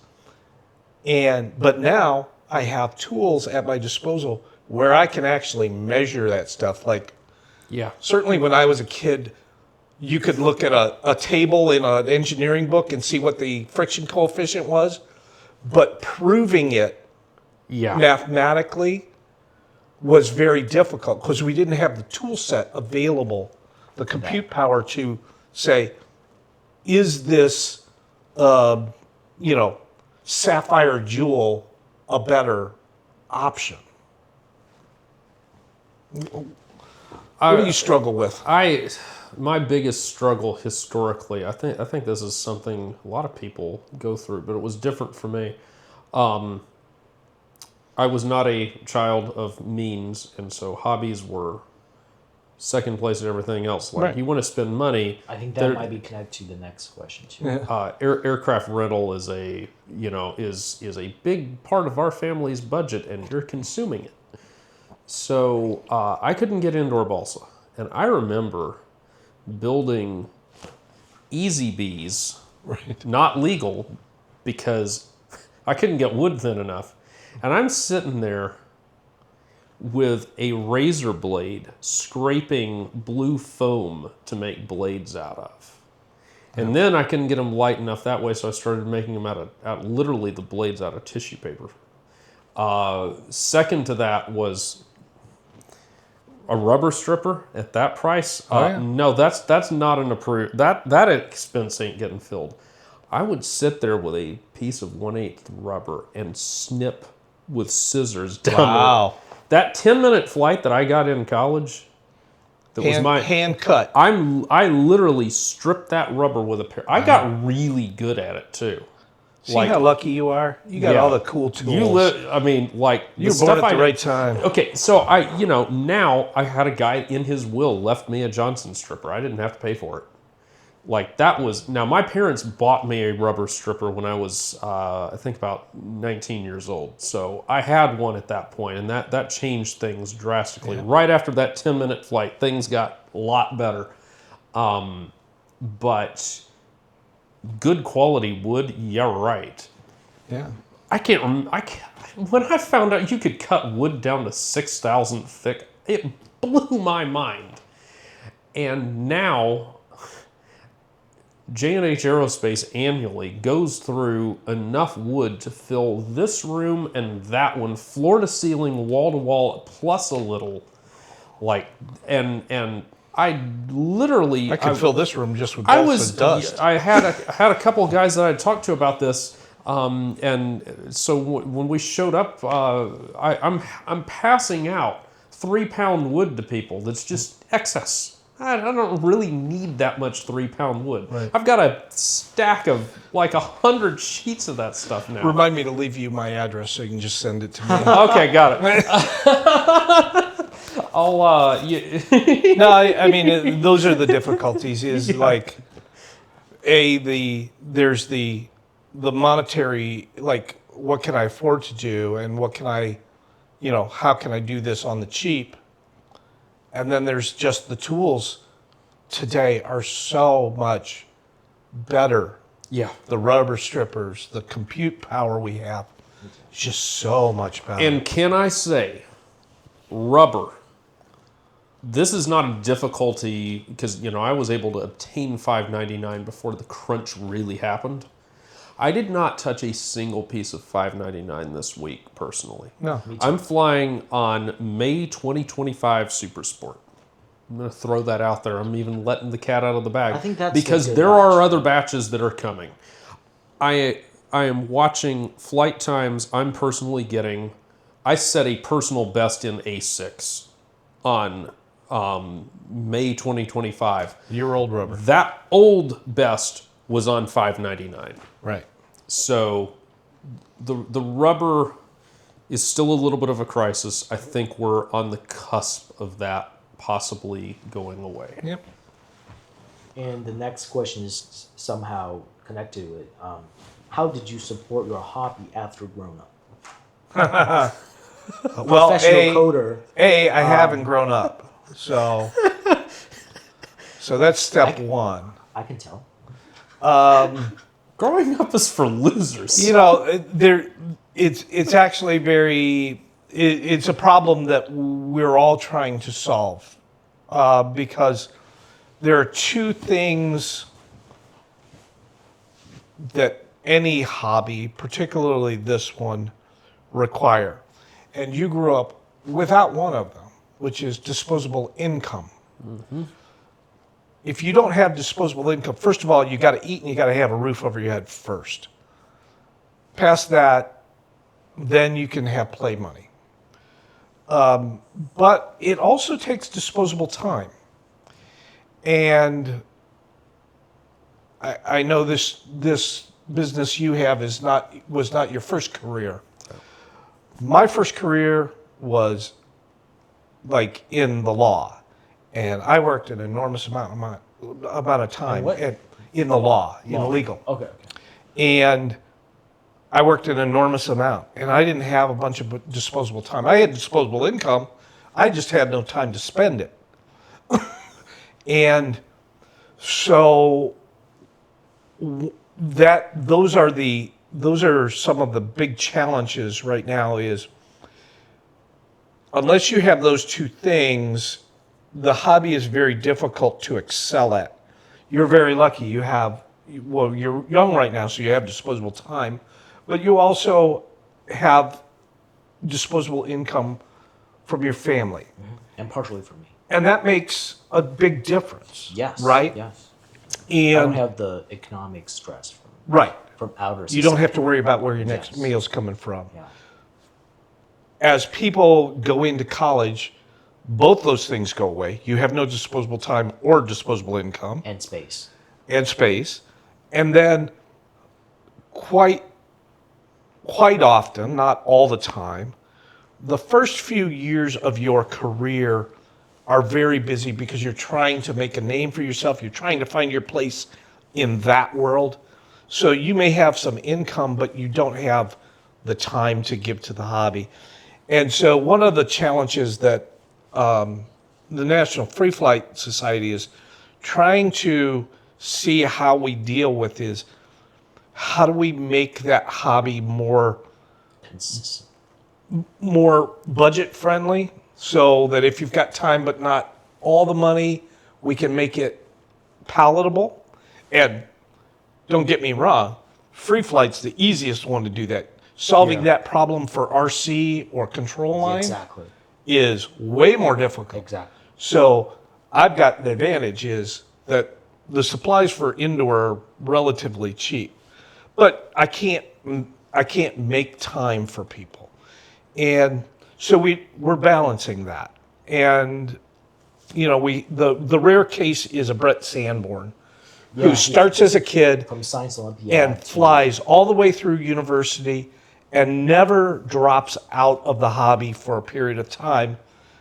It was that was me as well. it was always an addiction for him, and he always had enough of both resources, time, and money to fit modeling in. So I would say that's probably one of the biggest challenges that to keep more people I look after the school. Yeah, well, yeah. I mean, I'll be honest with you, one of my kind of goals through Science Olympiad and TSA and other youth-oriented programs is I want to introduce those young people to it, knowing that they may have to drop out during college or the first few years. But Jobs. when they get time back and money back, They they go, I had so much fun with that model airplane stuff. I'm going to go back and do that, right? So that's one of the things that we're working on. I don't know. I think I- think that's what you did, right? Yeah, absolutely. I dropped out of the hobby for a number of years because So busy. I loved my career. Don't get me wrong, but I worked a crazy amount of hours, and you know, I got to retire when I was 50, so I just got back to it a little sooner. Yeah, from my side of things, I did the Brett Sanborn thing. I was obsessed with toy airplanes, so I made time to make it happen. Literally, I just made time to make it happen. I had people all along the way telling me, you should figure out a way to make a living at this because you'd be really good at it. And I said, the 1930s are calling and they want their toy airplane economics back. Mago models with 1,000 kits a month. And 150 other manufacturers, and that doesn't Dumas. You know the easiest way to make $1 million in model airplanes? What? Start with $2 million. He hasn't heard our terrible American jokes. Wow. So, how do you make a small fortune at air racing? Start with a big one. Yeah.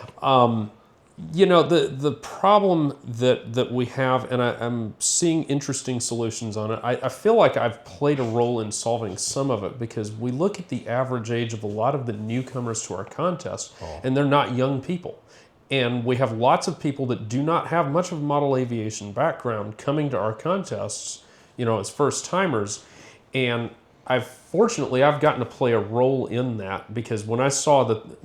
So we would go to these shows, RC airplane meets, do a little indoor thing, and we'd have this crowd of people come up to us, ask, fellow modelers, RC people, how do I get into this? How do I build a penny plane? Right. Well, you need to go to this guy and you need to buy wood. And then you got to go to Ray Harlan's website for the prop bearing. And then FAI Model Supply for rubber. And then, Ray Harlan does have covering. And then... Lou Gitlow has condenser paper and And you know, by the time you get to the third item, that you can see the eyes glazing over. Yeah. And I'm sitting there thinking... I gotta aggregate This hobby's dying, and it's going to die worse because people aren't willing to do that. I grew up doing that, but that's not tenable. I'm not normal. Right. You can't attract I people was if saying it's right that in hard. that he's not normal. And you are. Present company excluded.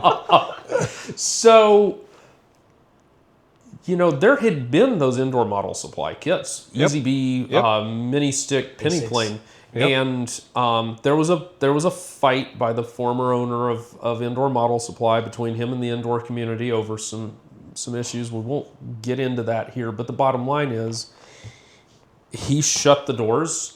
And there's no kits available that are anything indoor. You know, you had peanut scale kits. That's not something you start a beginner on. No. So I said, well, somehow, some way, we're going to find a solution. And then Flight Test did that video with those 2 videos with us. They were the most viewed indoor production of the recent era. And I suddenly am bombarded with emails of how to, you know, could you make a kit for this? Can you make a kit for this? And I'm like, If you got money, I I can don't make want it. to. I don't want to do that. I had this. The rocket side of it was what really started things. A coworker of mine drags me in his office, says, "Look, you're gonna make a kit for this because someday this is gonna be your thing. Now, are you gonna CAD it up or am I?" I said, "I'm not. I'm kind of rusty on my SolidWorks." He says, "Hand me the airplane. I'll call you when I need you." 2 hours later, he says, "Come here." Has the thing CAD'd up on his, like in SolidWorks, 3D model of this swing wing rocket glider.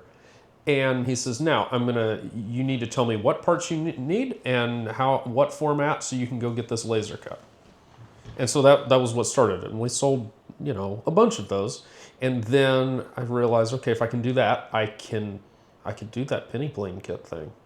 And so, you know, now you can buy those kits. I will say, just for the others out there, don't just give me the love.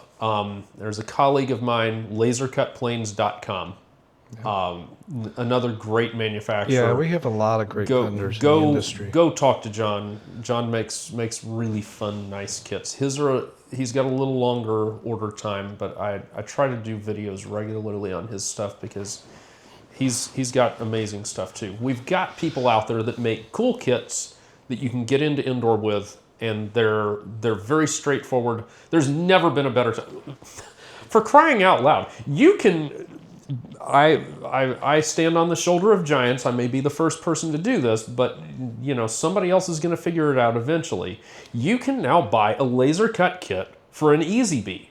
Yep. And you technically don't need a razor blade even. You can snap the whole thing out, no sanding, nothing, glue it together, and it will fly. Fly an airplane It'll that you built with fly your own for 2 hands. 8 minutes. Yep. Just, you know, it's a puzzle. It's a puzzle you put together, I'll basically. put a link below.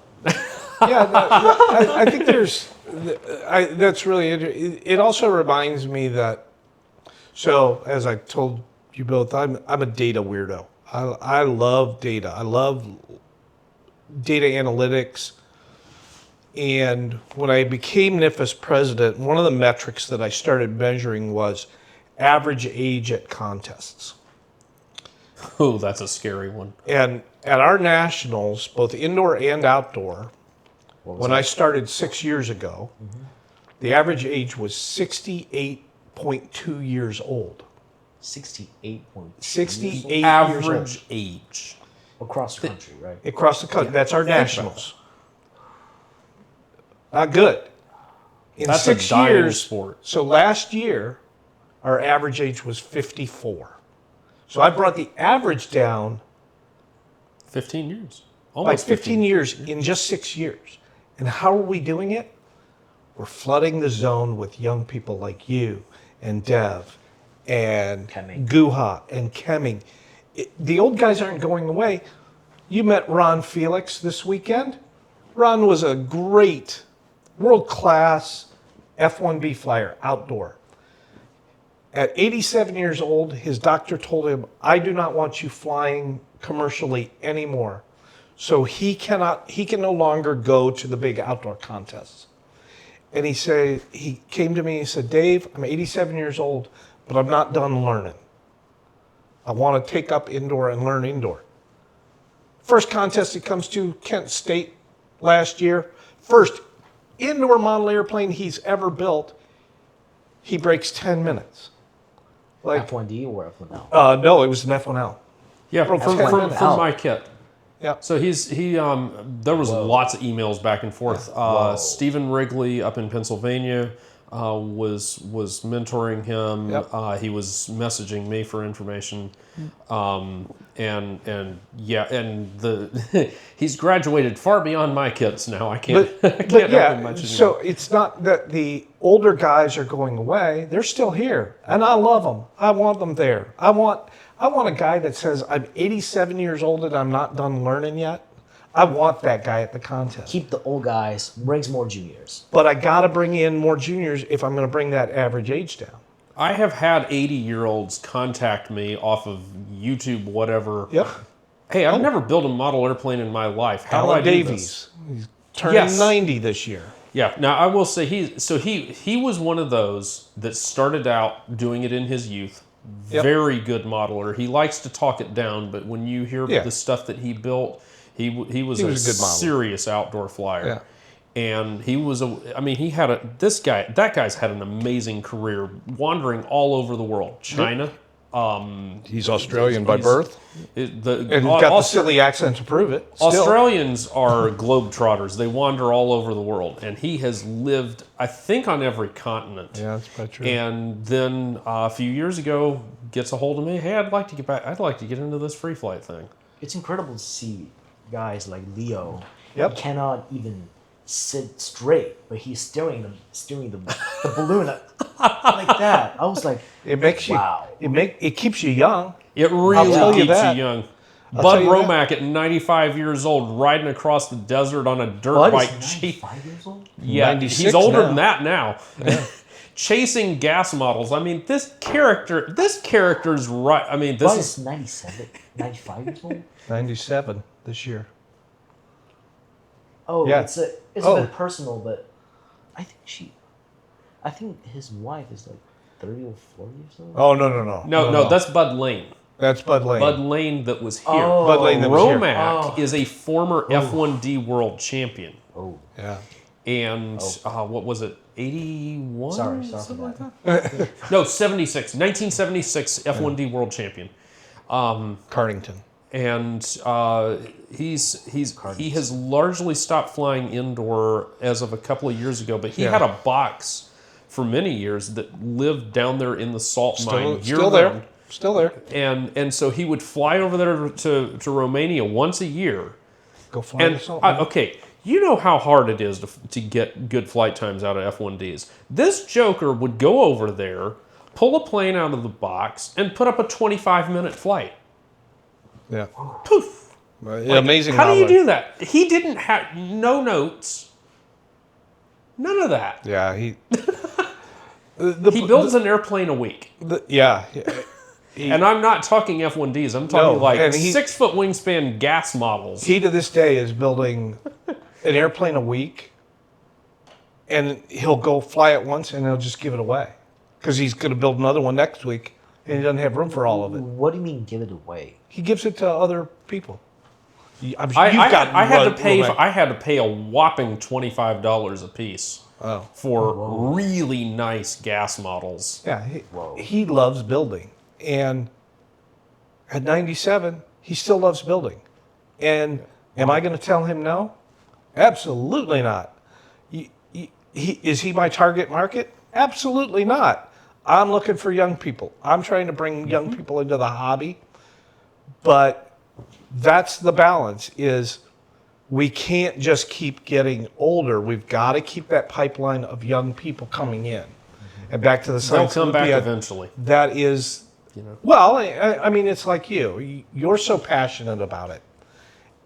I have every faith that you're going to start to get inroads in Beijing and in mainland China of people that are like, oh, wait, Jason's my people. And I want to do that, like you did with And you Kemi. said when you visit Beijing, I'll tour you the guide. Yeah. You're on. Of course. So, you know, there's just this.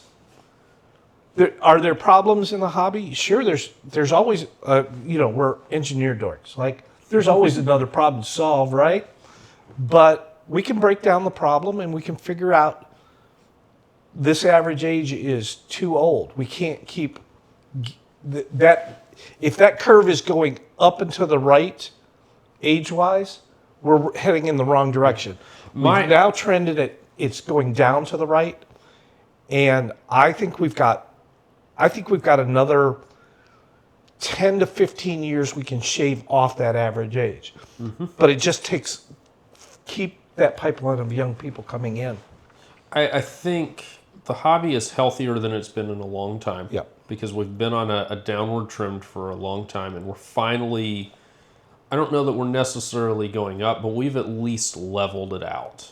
I think in terms of attendance at the indoor Nats, we've gotten it back up. Free flight contests generally in the United States are trending up. We have been on an upward trajectory since 2019. Every year has been this contest at West Baden. This was incredible. This was an incredible week, and we had more people than we've had in the last few years. Hotly contested youth flying. Yep. That's very very important. That's what keeps people coming back. Why did you come back this year? What? Why did you come back to West Baden this year? Why not? That's the right answer. Why not? Exactly. I got time. I got some free money. There you go. Why not? Absolutely. Well, it's really hard for me. I'm a guy who just turned 17 to understand why it's 97 is still flying, and because he's not done learning yet. He's not done steering the plane with the back. He's not. Yeah, he's not done having fun. Like I have like 12 or 13 years of memory, so his age is like 6 or 7 times of my. Just think of it this way: he was 80 years old when you were born. Yes. Like that's a lineage. But I will warn you, it goes by in a blink. It does. It does. It goes absolutely by in a blink. I feel like yesterday I was soloing an airplane. What was that, 24 years ago? Feels like yesterday. Man. But this is a someday you're going to be the old guy in the room. It's okay. I'm gonna sit there, telling another juniors. Oh, that's right. Well, that's the goal here. Ultimately, is to create more. I fully believe you're headed towards being a lifer. the indoor guy of China. Yeah. I hope to see that. Did you know that you're just gonna just remember that Josh Finn warned you how exhausting it is to walk into a room and coach 70 kids at a time, because your brain turns to mush as you're trying to solve all their problems. There's this line of kids. Okay, and it's also, I need you to add this wash in and give me a holler when you fly it so I can evaluate what effect that had. What problem are you having? And it's also the most fun you're having. I can't get enough of it. Right? It's a rush. It's an adrenaline rush. It really is the most. Like I say, I loved my career. I got to solve some really complex, really interesting problems in my career. I'm having more fun now than I ever had in my career because And it can be exhausting. How many emails have you gotten of students thanking you for getting them into an engineering career? I haven't even looked at my email in 3 days. So But you know what I mean. I get a lot. And I get we to get see hundreds of them. I get to see an Andrew Welter graduate from MIT. I get to hand a scholarship check to the next junior that's coming up. And that's all fun for me. That's the good stuff. Yeah, there's work behind it, but that's all the fun stuff. I'm so excited to watch you continue to progress and see where you take what excites you. And it may be teaching other youth. It may not be. I don't know. Actually, speaking of teaching other youth, Yeah. as you know, I post like articles on Chinese platforms. Yep. It was not videos, but very detailed. I can't read them though. I will make some someday to let you read it. Okay.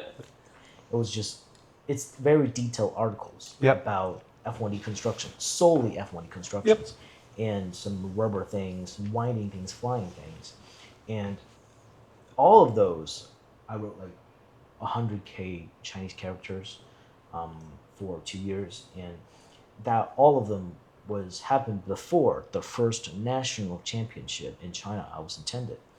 So in that contest, I was winding in a corner of the site, and somebody with the accent I have no idea what he's talking about, but he said, "Are you the guy who posted that article on that?" He was like thousands of miles from me. He was in Xinjiang area in China. So at that place 30 years ago, people cannot be fed. But now he's talking about, "Are you the guy posting F1D things on WeChat?" And I read through the article. It helps me to build the planes. Isn't that a cool feeling though? I was like, "What are you talking about?" Because that platform doesn't show anybody the name of anybody who's Right. viewing that. It only shows the number of views you get. So it was like 300 or 400 views every time. But I'm pretty sure that 300 viewers read it through. Yeah. Isn't that a cool feeling though? Yeah.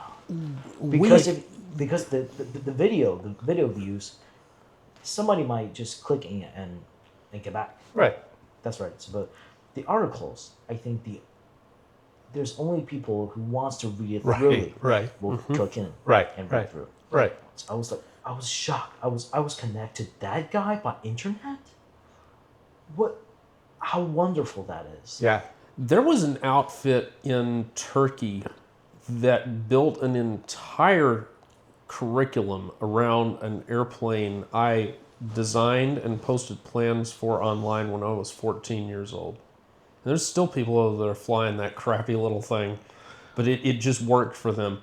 I've gotten emails from people in crazy places. I mean, we have guys that are learning F1D and posting little videos, sending them to me for advice in little clapboard shacks in places like Myanmar. Yeah. I mean, I'm watching, you can see seen the light videos? shining through the walls. Yeah.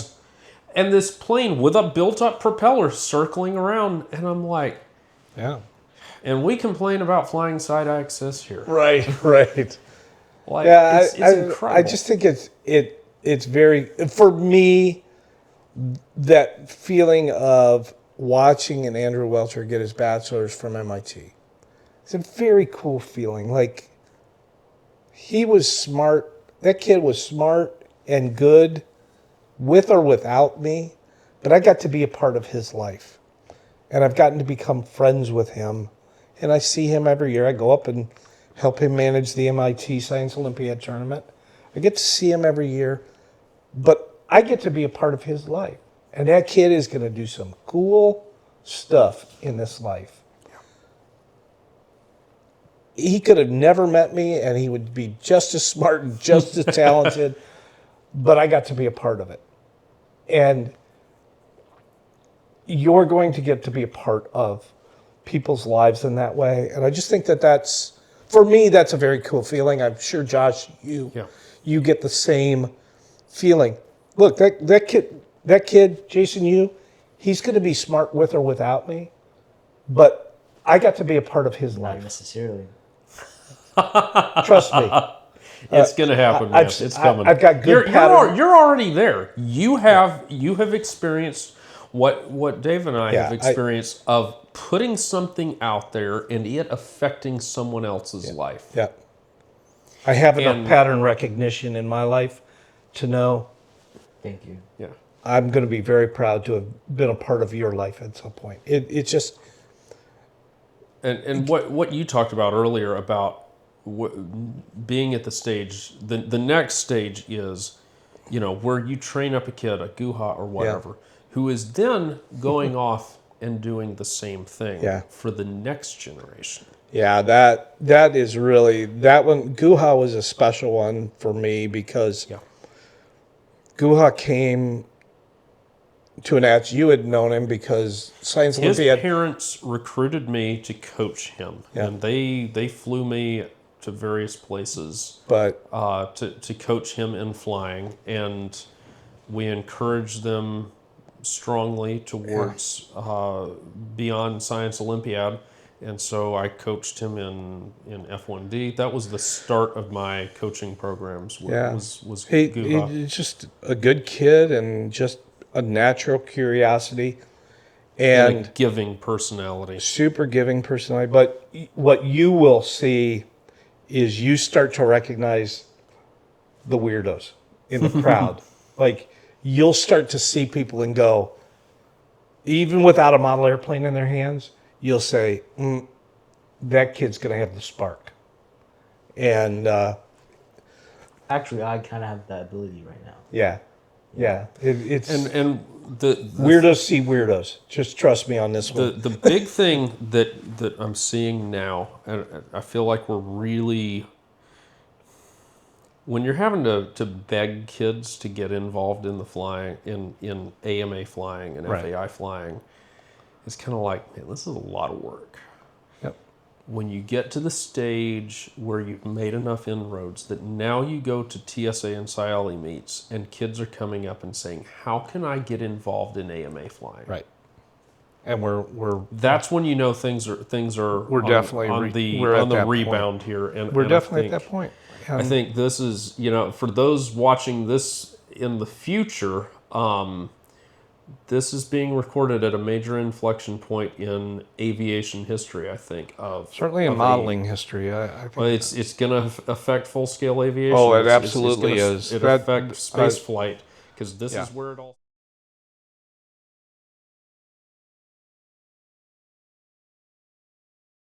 If you did, where did you go to college, and how your educational experience affect your enthusiasm on modeling? You have probably a more direct relationship to it, but I'll give you a brief history on mine. Is when I was a freshman and sophomore in high school, I was absolutely horrible at math. Absolutely failing math classes left and right. And my dad was a mechanical engineer and a modeler, and he's like, this is not going to sell in this household. And he sat down and taught me math himself. And he's like, I don't understand why you're having so much problem with this. You do model airplanes, they're all math. And once he stuck those two concepts together for me, math became absolutely easy for me. It was like a light bulb had turned on. So where did I go to college? I went to the University of Texas. I have 2 degrees in mathematics. Whoa. And if you went back and told my freshman algebra teacher that I have 2 degrees in mathematics, they would laugh in your face. They're like, that kid could add 2 plus 2. How did it affect, I will say how modeling affected my career. Yeah. So how modeling affected my career is most of my career was in technology and IT? in IT. And what I was very good at is modeling data. Both my degrees are in data modeling. But modeling taught me about capturing, writing down data, and analyzing data. You do it every day with rubber winding, torques, how many winds left, Height. where am I, altitude. That translated into my career.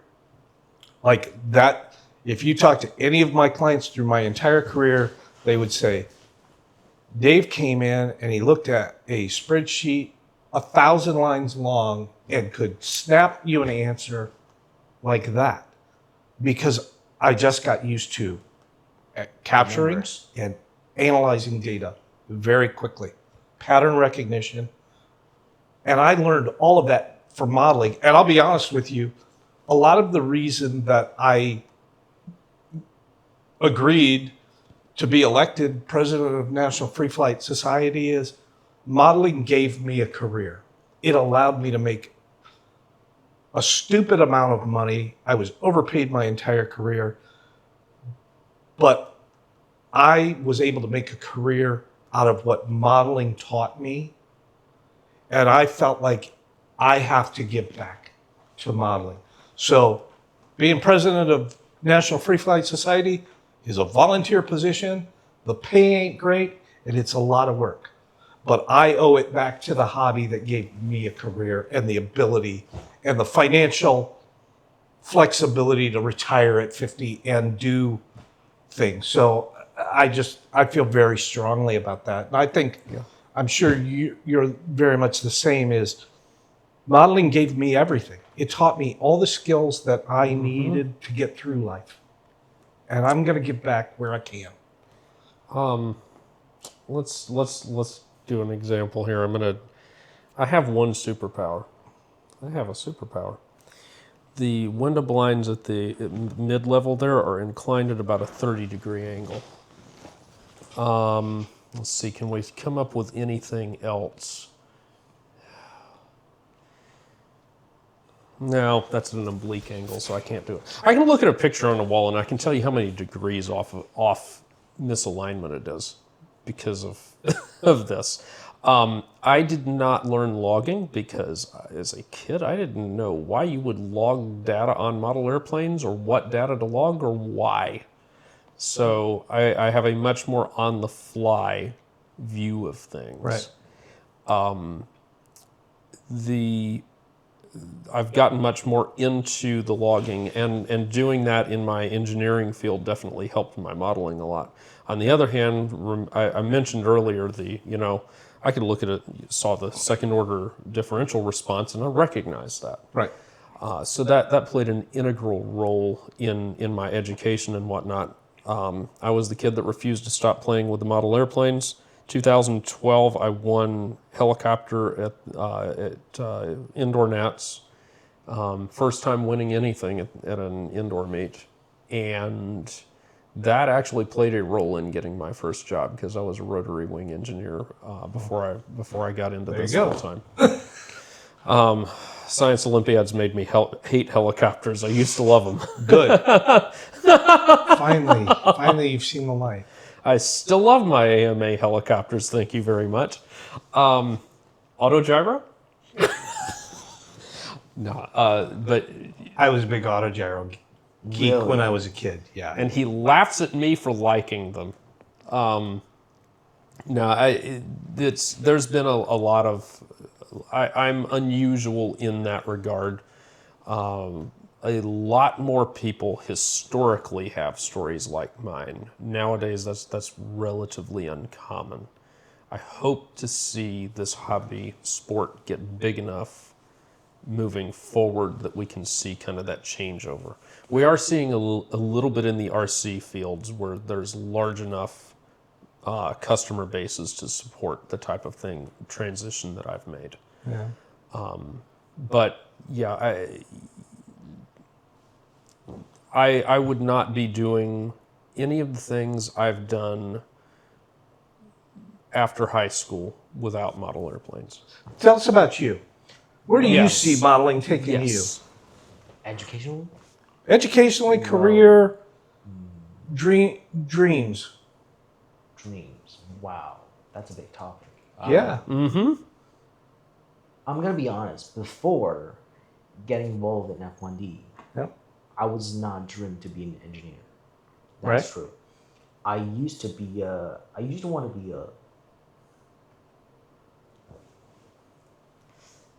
to be a cook. Actually. All right. I think so that's probably one of, Cooking is science, yeah. right? It's just food engineering. That's what it is. My grandpa, I'm just going to say I love me making- some good food. Yeah. My grandma making really good food.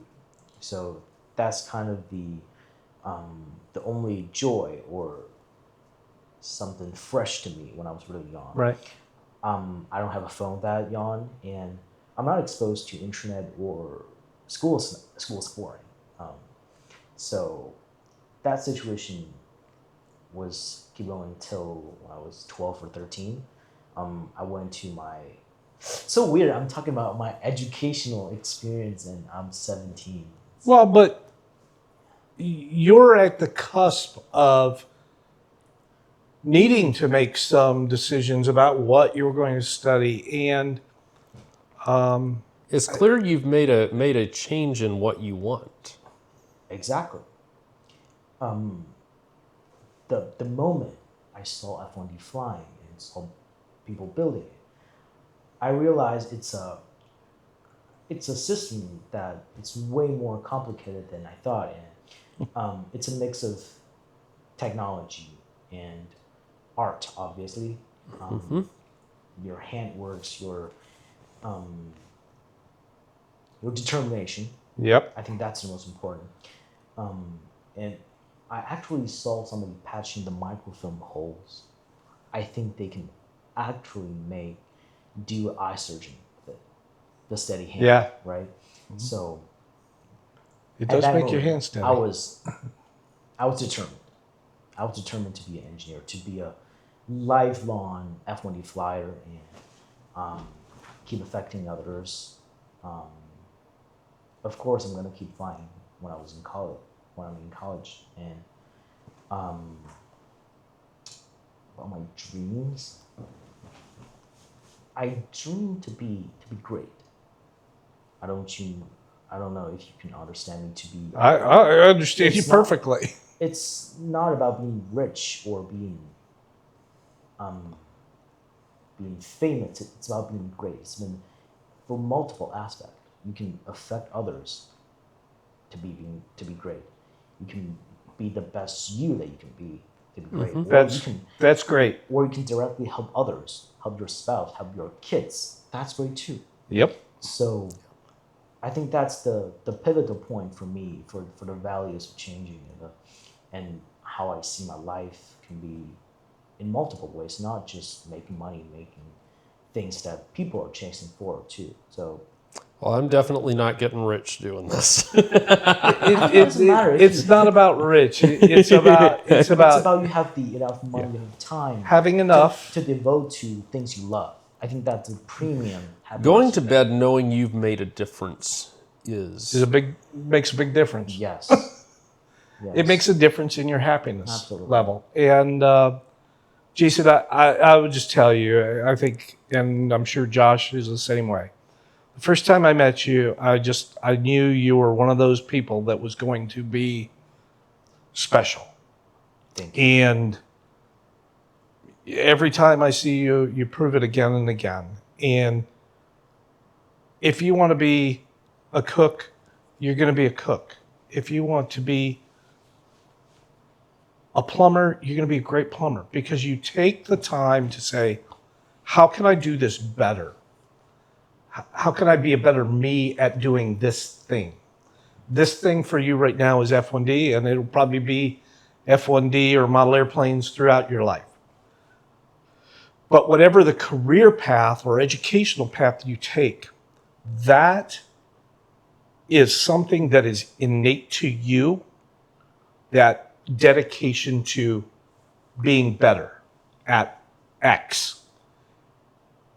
And so I have no worries about what kind of career you're going to have or what. I can tell you already that I can see it. I know Josh can see it. He's been with lots of students. It comes through. And you know as well as we do that you have lots of peers your age that are not in that zone, right? That already puts It's you. not a lot. It's That- nobody. That already puts you in an echelon of people that are going to get into the better university programs, that are going to get the career they want and that they love, because they're willing to put the effort in at the base level and say, okay, 20-minute flight is my goal. I'm going to go get a 20-minute flight, right? And once you've got that 20-minute flight, like last year, you were happy as a clam with a 20-minute flight. Absolutely. This year, you're like, oh, it was only 22, 23. Like, that skill, and it's kind of what I'm saying to you is like,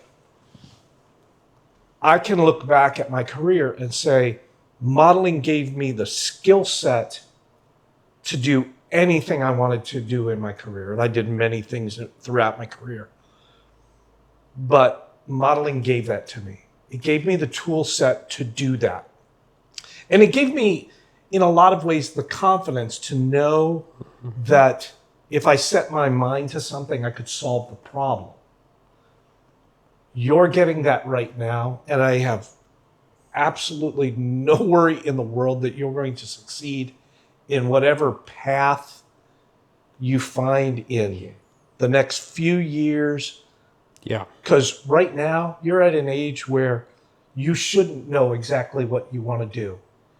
You're still exploring the world and seeing things that are like, oh, that's interesting. I wouldn't worry about it at all, because it's like I dumb lucked into something in technology that the first software program I ever wrote was calculating pitch positions at each radii. I still have that program on a floppy disk that'll fit in my Commodore 64. Yep, soft disk. And I just dumb lucked into, I enjoyed the technology. I came out of high school at a place where people needed people to write software because everybody was moving off mainframes. It was dumb luck that I ended up in the career I ended up in. I didn't even hand pick it. It was like, oh, somebody will pay me to do this? And I can just have fun doing what I love to do anyway? Awesome. And I got to do a lot of really cool stuff. I dumb lucked into that career. And it turned out I ended up being very successful in it because I was doing something I was passionate about anyway. But they could have paid me a lot less money and I'd still done it. And I can say that out loud now. I didn't say it out loud. No, you're going to need to pay me more money. But I mean, I can't imagine you see anything different in Jason. No, I'll take this a step further. Jason, you and people like you are going to grow free flight and be the next generation of it, and by extension, engineering and aviation and a lot of other fields. Like I mentioned earlier, there's nothing in this room that didn't have a computer involved in its creation or its existence. All that came from airplanes, trying to hit a moving target, or trying to figure out gadgets on airplanes, or trying to do telecommunications to a couple of guys orbiting the Earth, etc. So you're going to have a rewarding career, whatever you do. Yep. My number one piece of advice is keep it about putting that next person on a good footing, and of being morally sound, ethical, etc. in all of that. Never lose sight of that, because you can get jaded. We have had some things that happened in free flight that were were pretty messy. So it's you know You wanna talk about this? We everywhere. can Nope. Edit that. No. No, don't worry about it. Okay. My point to all that is, don't lose sight of that. Yep. Your integrity you can't buy back. So you just But you do the right thing. Your J&H Aerospace stands ready, looking for people who are like you, who are doing that type of thing. National Free Flight Society as well. I will say, personally, so far, someone like you, your age, traveling around like this is for me a once in a lifetime to come across someone like you. I think we'll see more. We will. I think you will inspire more. Yeah. But right now, you are a once in a lifetime. For some of my mentors, I was a once in a lifetime of, the guy that went into business doing it. Most of my actually mentors did it. thought, "Oh, I hope he's only once in a lifetime." All of mine thought that at some point. I didn't give any of them a good day every day, or most days. But my point to you is, you are, that's the word, he's a trailblazer.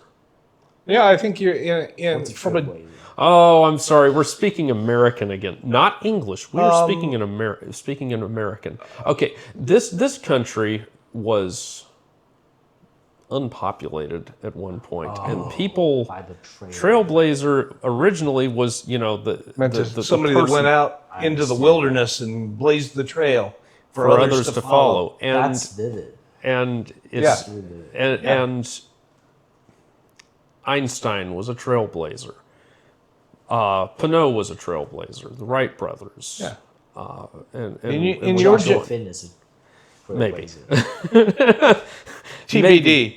That trail may lead Yeah, I to was nowhere. gonna say, No doubt. but No doubt. trailblazer or just lighting the world on fire. yeah, I think Josh is right. It is like you are showing, and we already know of one, Alan in Poland, Oh, Is Alan, Rosen. yeah. Like he's looking to you, like He's shedding a lot. That's true. I forgot like about that. he's going. Oh well, he contacted me. He wanted to get some, and he was very excited to make his first ever order from Indoor Free Flight Supply. But he's like, "Oh, Jason, you orders from you," and he's looking to you for. Really? Oh, absolutely. He's looking to you to saying, if Jason, you can do this, maybe it's possible for me. And he Oh, doesn't. He We're doesn't. both from a country Well, he's separated from the. a little bit Yeah. and to be quite frank, Poland used to be a very competitive and strong indoor free flight program, and it has died down there. So he doesn't have a lot of local mentorship, but he has realized that Jason Yu doesn't have a lot of local mentorship, but he's figured out how to make connections Online. to people who can help him. And so you are already blazing that trail for the Allens of the world. I know it's happening because he's told me specifically. I might be the old man like in 2 years. You will. You could. Hey, you never know. For next year, it's probably Alan sitting here. I was sitting there. I Could be. would love to see it. And I want to point this out too, because hopefully there are lots of people going to watch this, that as you put stuff out there, I encourage everybody to put stuff out there online and whatnot, because that's how the world communicates now. But you're going to represent free flight to those around you.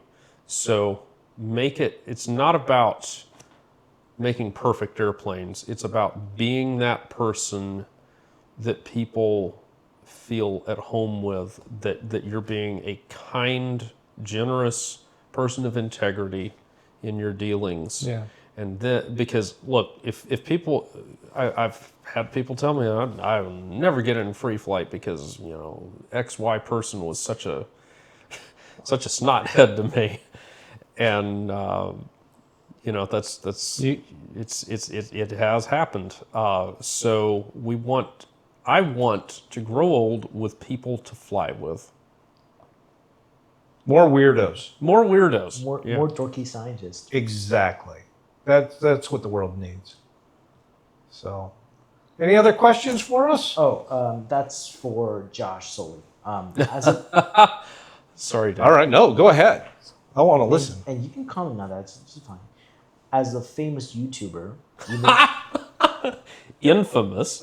even in China, where people can now legally browse YouTube, what pushes you keep publishing videos and expand your impact? Every time I find something, I have like this list of videos I want to make, because there are things that need to be preserved for the next generation to see. I want to preserve at a quality level spark ignition, old time free flight airplanes flying as they were flown. I want to. This probably is not possible now. But I would love to have been able to document Javelin launch, indoor hand launch glider, at a substantive level. Something with microfilm. I mean, that's a unique and special thing that's really not around anymore, and that is a part of aeromodeling history, and it is a special and beautiful thing. Poured microfilm last month. David Ehrenstein is a guy out in Colorado that I consider to be, in certain ways, the last traditional indoor modeler. We make propellers. Okay, if you're making a wooden propeller, you cut out that blade, you form it, attach it to a spar. For most of aeromodeling history, 1870 to about 1945 or so, Yeah, a little bit. I'd say. little Well, bit I'd say up to post-war. 1950. Yeah, a little bit The post-war. majority of propellers, even indoors, started life as a block of wood. They were carved. And the Yeah. way you made a propeller was that you carved away everything that wasn't a propeller. Now, I want you to understand, I've carved a lot of propellers, and they're all I've seen right. that in your video. I cannot make a propeller that has a hub, is helically pitched, is 12,000th here, literally 12,000th carved with an airfoil, down to 6,000th out here. Easy B level. People do that. People used to do that. The majority of it. Carl Goldberg's 27-minute world record airplane with I guess it was an 18 or 20-inch prop, 16 something in that. That's a big prop. He carved props like that, multiple props. I mean, think of 20,000 plus young people doing that. I don't know how. I do not know how to do it. I don't know how to do it, and I want to video that. I want to video that being done, and there's one man I know of in the world that still does it. There's a second one I think knows how to do it. That would be Don Slazarczyk. But documenting the stuff that gets us excited, that's what I want up there on YouTube. For two reasons. One, it needs to be preserved, but two, you've got another aspect. The maker community as a whole, not just aeromodeling, has become comprised of people who want to replicate that. So if you put it out there how to do it, you might get more people doing it. I'm going to post a link of Josh's YouTube channel here. Yeah. And you've done some of this. You've done some of this too. Because NFFS has put some videos up that have gotten even more view count than I've gotten. Yeah. Really? Yeah, you've got one that got what, 25 million? Oh, we have one. Daniel Guo had a Daniel Guo's video went. We were. That one was exploded. Top trending on Reddit for a week and a half. Yeah. So that was like 70 that was million. I was a little jealous. That was in Kent State, right? Yeah, Yes. it was Kent State. Yes. But I haven't even seen that video in China. see? Yeah, I mean the video thing is it's about exposing more people to what we do, and you don't know where that spark's going to lead. You don't know what fire you're going to create in the Philippines, Indonesia, China. You don't know where that spark's going to take, but there's no bad thing that spark is going to do. Like, I think what's the worst thing that happens? The whole world gets into model airplanes? Oh, darn. You know? I think that's the exact description for me, because, in China, the ones who play indoor was old guys, like really old guys. Yeah, yeah. They were flying outdoors like decades ago. Yeah. But they step into indoors, they can make really good results because there's basically no flyers in China. Right. They just try it. They can be the top tier Right, flyer in China. right. So in 2025 national championship, they saw a young guy that was 16 building a model that's way more beautiful, fly way longer than them. They were like, where did that guy come from? Versus these kids these days. He was like, you're not true. You're coming from another experienced flyer, aren't you? I was like, no, I just come from nowhere.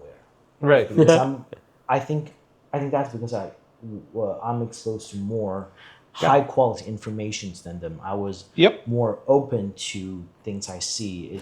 It just gives us the ability to reach young Jason Yu in Beijing. And Josh has done a lot of work making videos.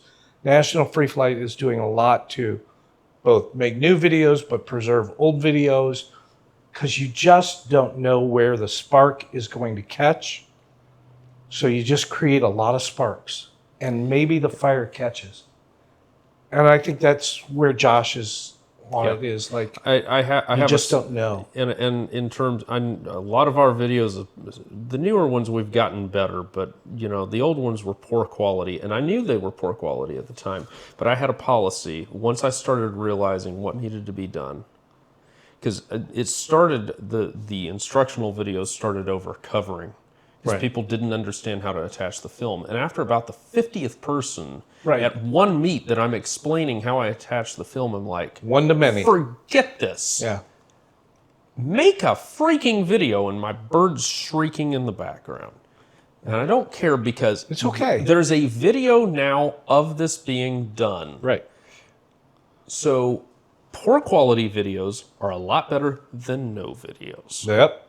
Absolutely. And we can all do better with the production values of the videos, but at some point I could spend hours and thousands of dollars creating, a 5-minute video that says how to do this, when, my camera phone and just watching John Kagan walk through what it takes to go through processing. Yeah, I've seen that. That tells the person enough to say, oh, okay, that's what processing is going to be. Did you know that video was exploded in China? Oh, really? In the indoor community of China. They after they saw the video, they were like, there's something called processing? Yeah.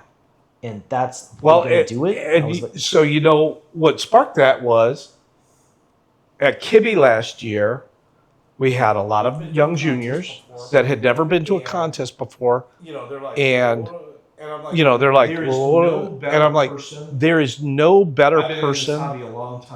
I've been in this hobby a long time, and John Kagan is the best steerer I have ever seen, without question.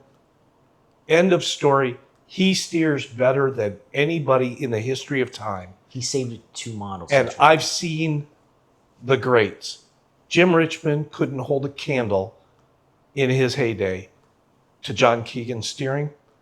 The other thing that John, he is uber efficient at processing. He knows how to hold the model, when to turn it, when to do it. He's like, foop, foop, foop, foop, foop, foop, foop. I'm like, John, this is a skill, and you have it, and other people could benefit. Would you mind doing a video?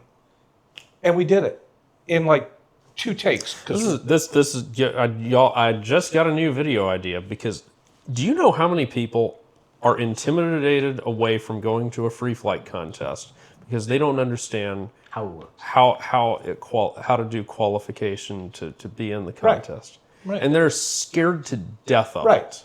it. And to me, that's where the YouTube is really, and having this to just anywhere, anytime, I can say, John, can you give me 5 minutes of your time? I just want to video you going through processing. As boring and as stupid as that sounds, But it's going to help millions of people. it could help the next guy not feel intimidated by it. And trust me, come stand by processing at the World Champs. There are people that fly in world contests that are still intimidated by the processing and are like shaking like a leaf when they're trying to get their model through the strings. And so that to me is a place where, yeah, I could spend a lot of time and a lot of money doing a great production value video, but I've got the best in the world ever.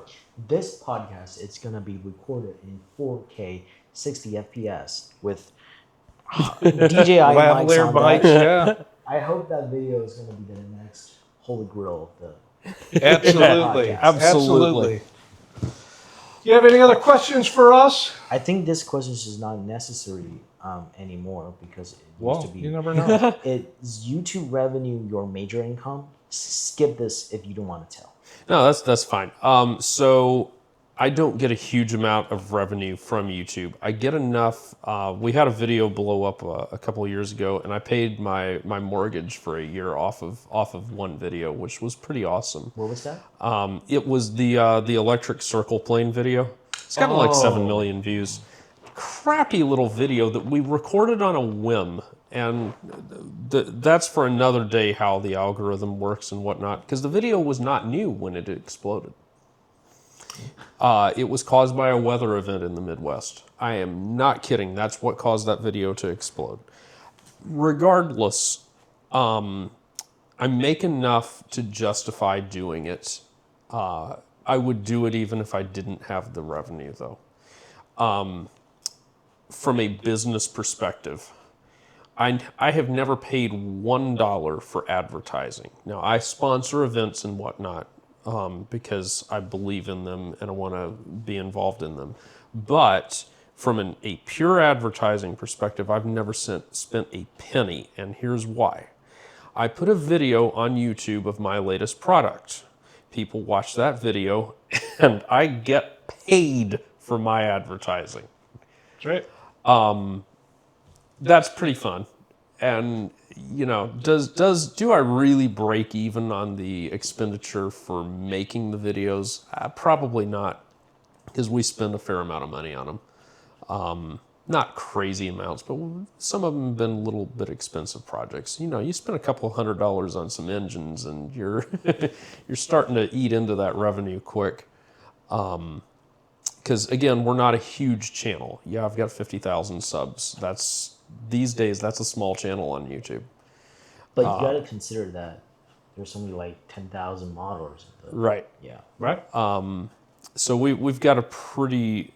The good thing is we've got a big reach, and so it's an outreach. Yep. Really, that's what we're after. We post the videos on Facebook as well, and those are starting to get popular. I finally broke through the Instagram algorithm, so we're starting to make some progress there. TikTok is surprisingly easy. Like you just post a bunch of toy airplane videos on TikTok, and you'll get the views. Out of 30 videos, you'll get 4 or 5. If there's something even slightly interesting, that'll get millions of views, Yep. which is wild to me. TikTok's very, very different. Just to mention, one of my video just to launch the F1D in my bedroom, in my living room. Yeah. It got 28 million views and over 2 million likes. So that's Yeah. Which platform? Douyin. It's a Chinese version of TikTok. Yeah. Interesting. Yeah, I can see that. I saw, I don't know where I would find it, but I saw a video website that referred to a video channel or whatever Bilibili? on YouTube. That I don't know, not on YouTube, on Google search results, and logged in there and found some of my videos in there, and I thought it was a joke because I'm seeing where these have gotten like 50 million views or whatever, I think where that's people had the- reposted some of Absolutely. my content, and I'm like, at the time I thought it was impossible, but based on what you're telling me, maybe that really was legitimate. Oh yeah. So It's definitely possible. it's, It's great. Like again, It's the like, age of algorithm. again, if they repost that stuff, awesome. It's- I find more. But you know what? I find more viewers. I got $0 revenue on that. and that's not necessarily a problem. You'll find revenue sources. You will find it. That'll take care of itself. Yep. You're probably going to end up making a lot more money than me. You're positioned to do that. Again, it's not about the money, but Sure. but in terms of employment and all that, you don't have anything to worry You're gonna about. be You're going to fine. make it work. Thank you. So the last question is, if you can, give one advice to me. One advice to you. Just one will be fine. I mean, the easy one is never stop flying. Okay. That's on my plan. I think that would be my number one, closely followed by look for other people to pass it on to, which I think you're doing both of those things. Of course. And I look forward to working with you in the future. Sure. We can put that on the schedule. Yeah. Absolutely. What about you, Dave? I would say, which I think you already do. You just have a natural tendency. Is trust your heart. It will keep your moral compass right. It will keep you doing things that make you happy. Trust your heart, and just be the person you are innately. Don't let other people decide who you are or who you should be. Yeah. Trust yourself. Okay. You actually have a very good sense of right and wrong, who you are. As you progress through the next stage of your life, lots of people are going to come to you and say, you should be this. Or, hey, why don't we try and make money this way? Trust yourself. Sure. That would be my advice. And Because I trust you. advice, my multiple, for the audience and the Chinese flyers, Chinese indoor flyers. Come out and fly. Just fly. You have learned way more by coming to a contest than you ever have in your bedroom looking at Of course. videos, right? Of course. There is something about being with your people and sharing information, the techniques, the getting better accelerates in person better. I'm not saying that the videos aren't important, that they don't get you started, but come to contests and fly and be with your people. That is absolutely my advice. Whenever I see a newbie, the first thing I say, even if you don't bring an airplane to your first contest, come to the contest And observe. and observe. And you will learn so much just by observing in person. Yeah. And you know, the one thing is travel can be expensive. Yep. I mean, you don't want to know how much of my income gets consumed on travel. Because I believe in what we're doing. So not everybody's going to be able to do that, but if you can make it to some event Right. to fly at least once, hopefully regularly, there are some things that simply cannot be transmitted any other way Right. than in person. So But I have a little pivot on that since we're giving advice. What's the one point for the audience? Don't try to reinvent the wheel. If you think you've come up with a nifty new idea, I guarantee you somebody 80 years ago already tried it. Now, that doesn't mean just because it didn't catch on then that it's totally wrong. But there are not a lot of new ideas. I've been fortunate to actually come up with a few that were truly new ideas. But my point is, get good at doing things the way that has proven to work. And then Innovate on try top to of that. innovate on that. I tell people, people ask me, how do I design an airplane? I'm like, you don't. What I want you to do is get good at building my airplane or whatever. For SciLE kids, it's my airplane or whatever airplane is applicable. Now, if you want to design an airplane, what I need you to do is get this airplane flying as well as you can. And then I want you to make a list of everything you dislike about that airplane. Take my airplane and just bleed on it. Criticize the crap out of it. Find the stuff you don't like and start changing those things. And iteratively, some of those things are not going to work. You're going to be stuck with how I did it. Then you'll understand why I did it that way. Other things, you're going to find out, well, that's a limitation of manufacturing, or that's how Josh Finn has tunnel vision and can see it. And so you'll be able to then morph that into what you need it to be. But you can't just reinvent the wheel for the sake of reinventing the wheel. Wheels are wheels because they're pretty good objects. They're pretty good at rolling. Yep. They're on a roll. Don't forget Sparless Props, which is invented 10 years ago, and now everybody's using it. All the cool kids are doing it. Those things, I got to watch the development of that, and that was pretty amazing. Jason, thank you for putting this together. Yes. I didn't, when you first asked me, I didn't know if I'd have anything to talk about. These questions But here you go. Yeah. And I want to put that on the record that I want to truthfully thank my school, Beijing Number 80 High School, that gives me the opportunity Absolutely. Yes. develop my hobby independently without getting involved by other teachers or other outer social issues, and letting me fly my F1D 12 days before the AP exams. And tomorrow I'm gonna head home and probably do 40 AP question sets a day. But now I'm having conversations. You've got a nice long flight home you can be studying. Yes. Thank you to everyone who has let us borrow Jason. He is a Yes. treasure. Yes. Thank you. And you know what?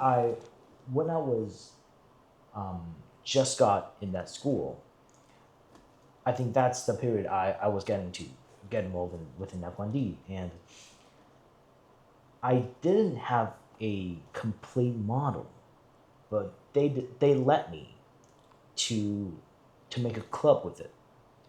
That's fantastic. They were like, okay, you have an idea, go get somebody else to do this together. And they gave me the site, the stadium, the foundings, the classrooms, the advertising resources for that, That's fantastic. with no models built. That's awesome. I mean, You're in the right place then. That's the second most important source, or the force that pushing me forward to do that, because I have a lot of teachers, I have friends and family supporting me to do this without getting stopped by other issues. I'm really thankful for that. That's fantastic. You should Really, be. really grateful. And thank you for all of you that let us Yes. have a Jason, because he's wonderful. So thank you, sir. So I think that's all for the All right. Thank you podcast for having tonight. us. Thank you. I'm Jason. So this is everything for today's Indoor Podcast, Episode 1. Also, we plan to have another show during the World Championship 2026, Kibidome, USA. So if you want to join the show, or you want to add any questions into the show, please contact me through the email link below. Thank you.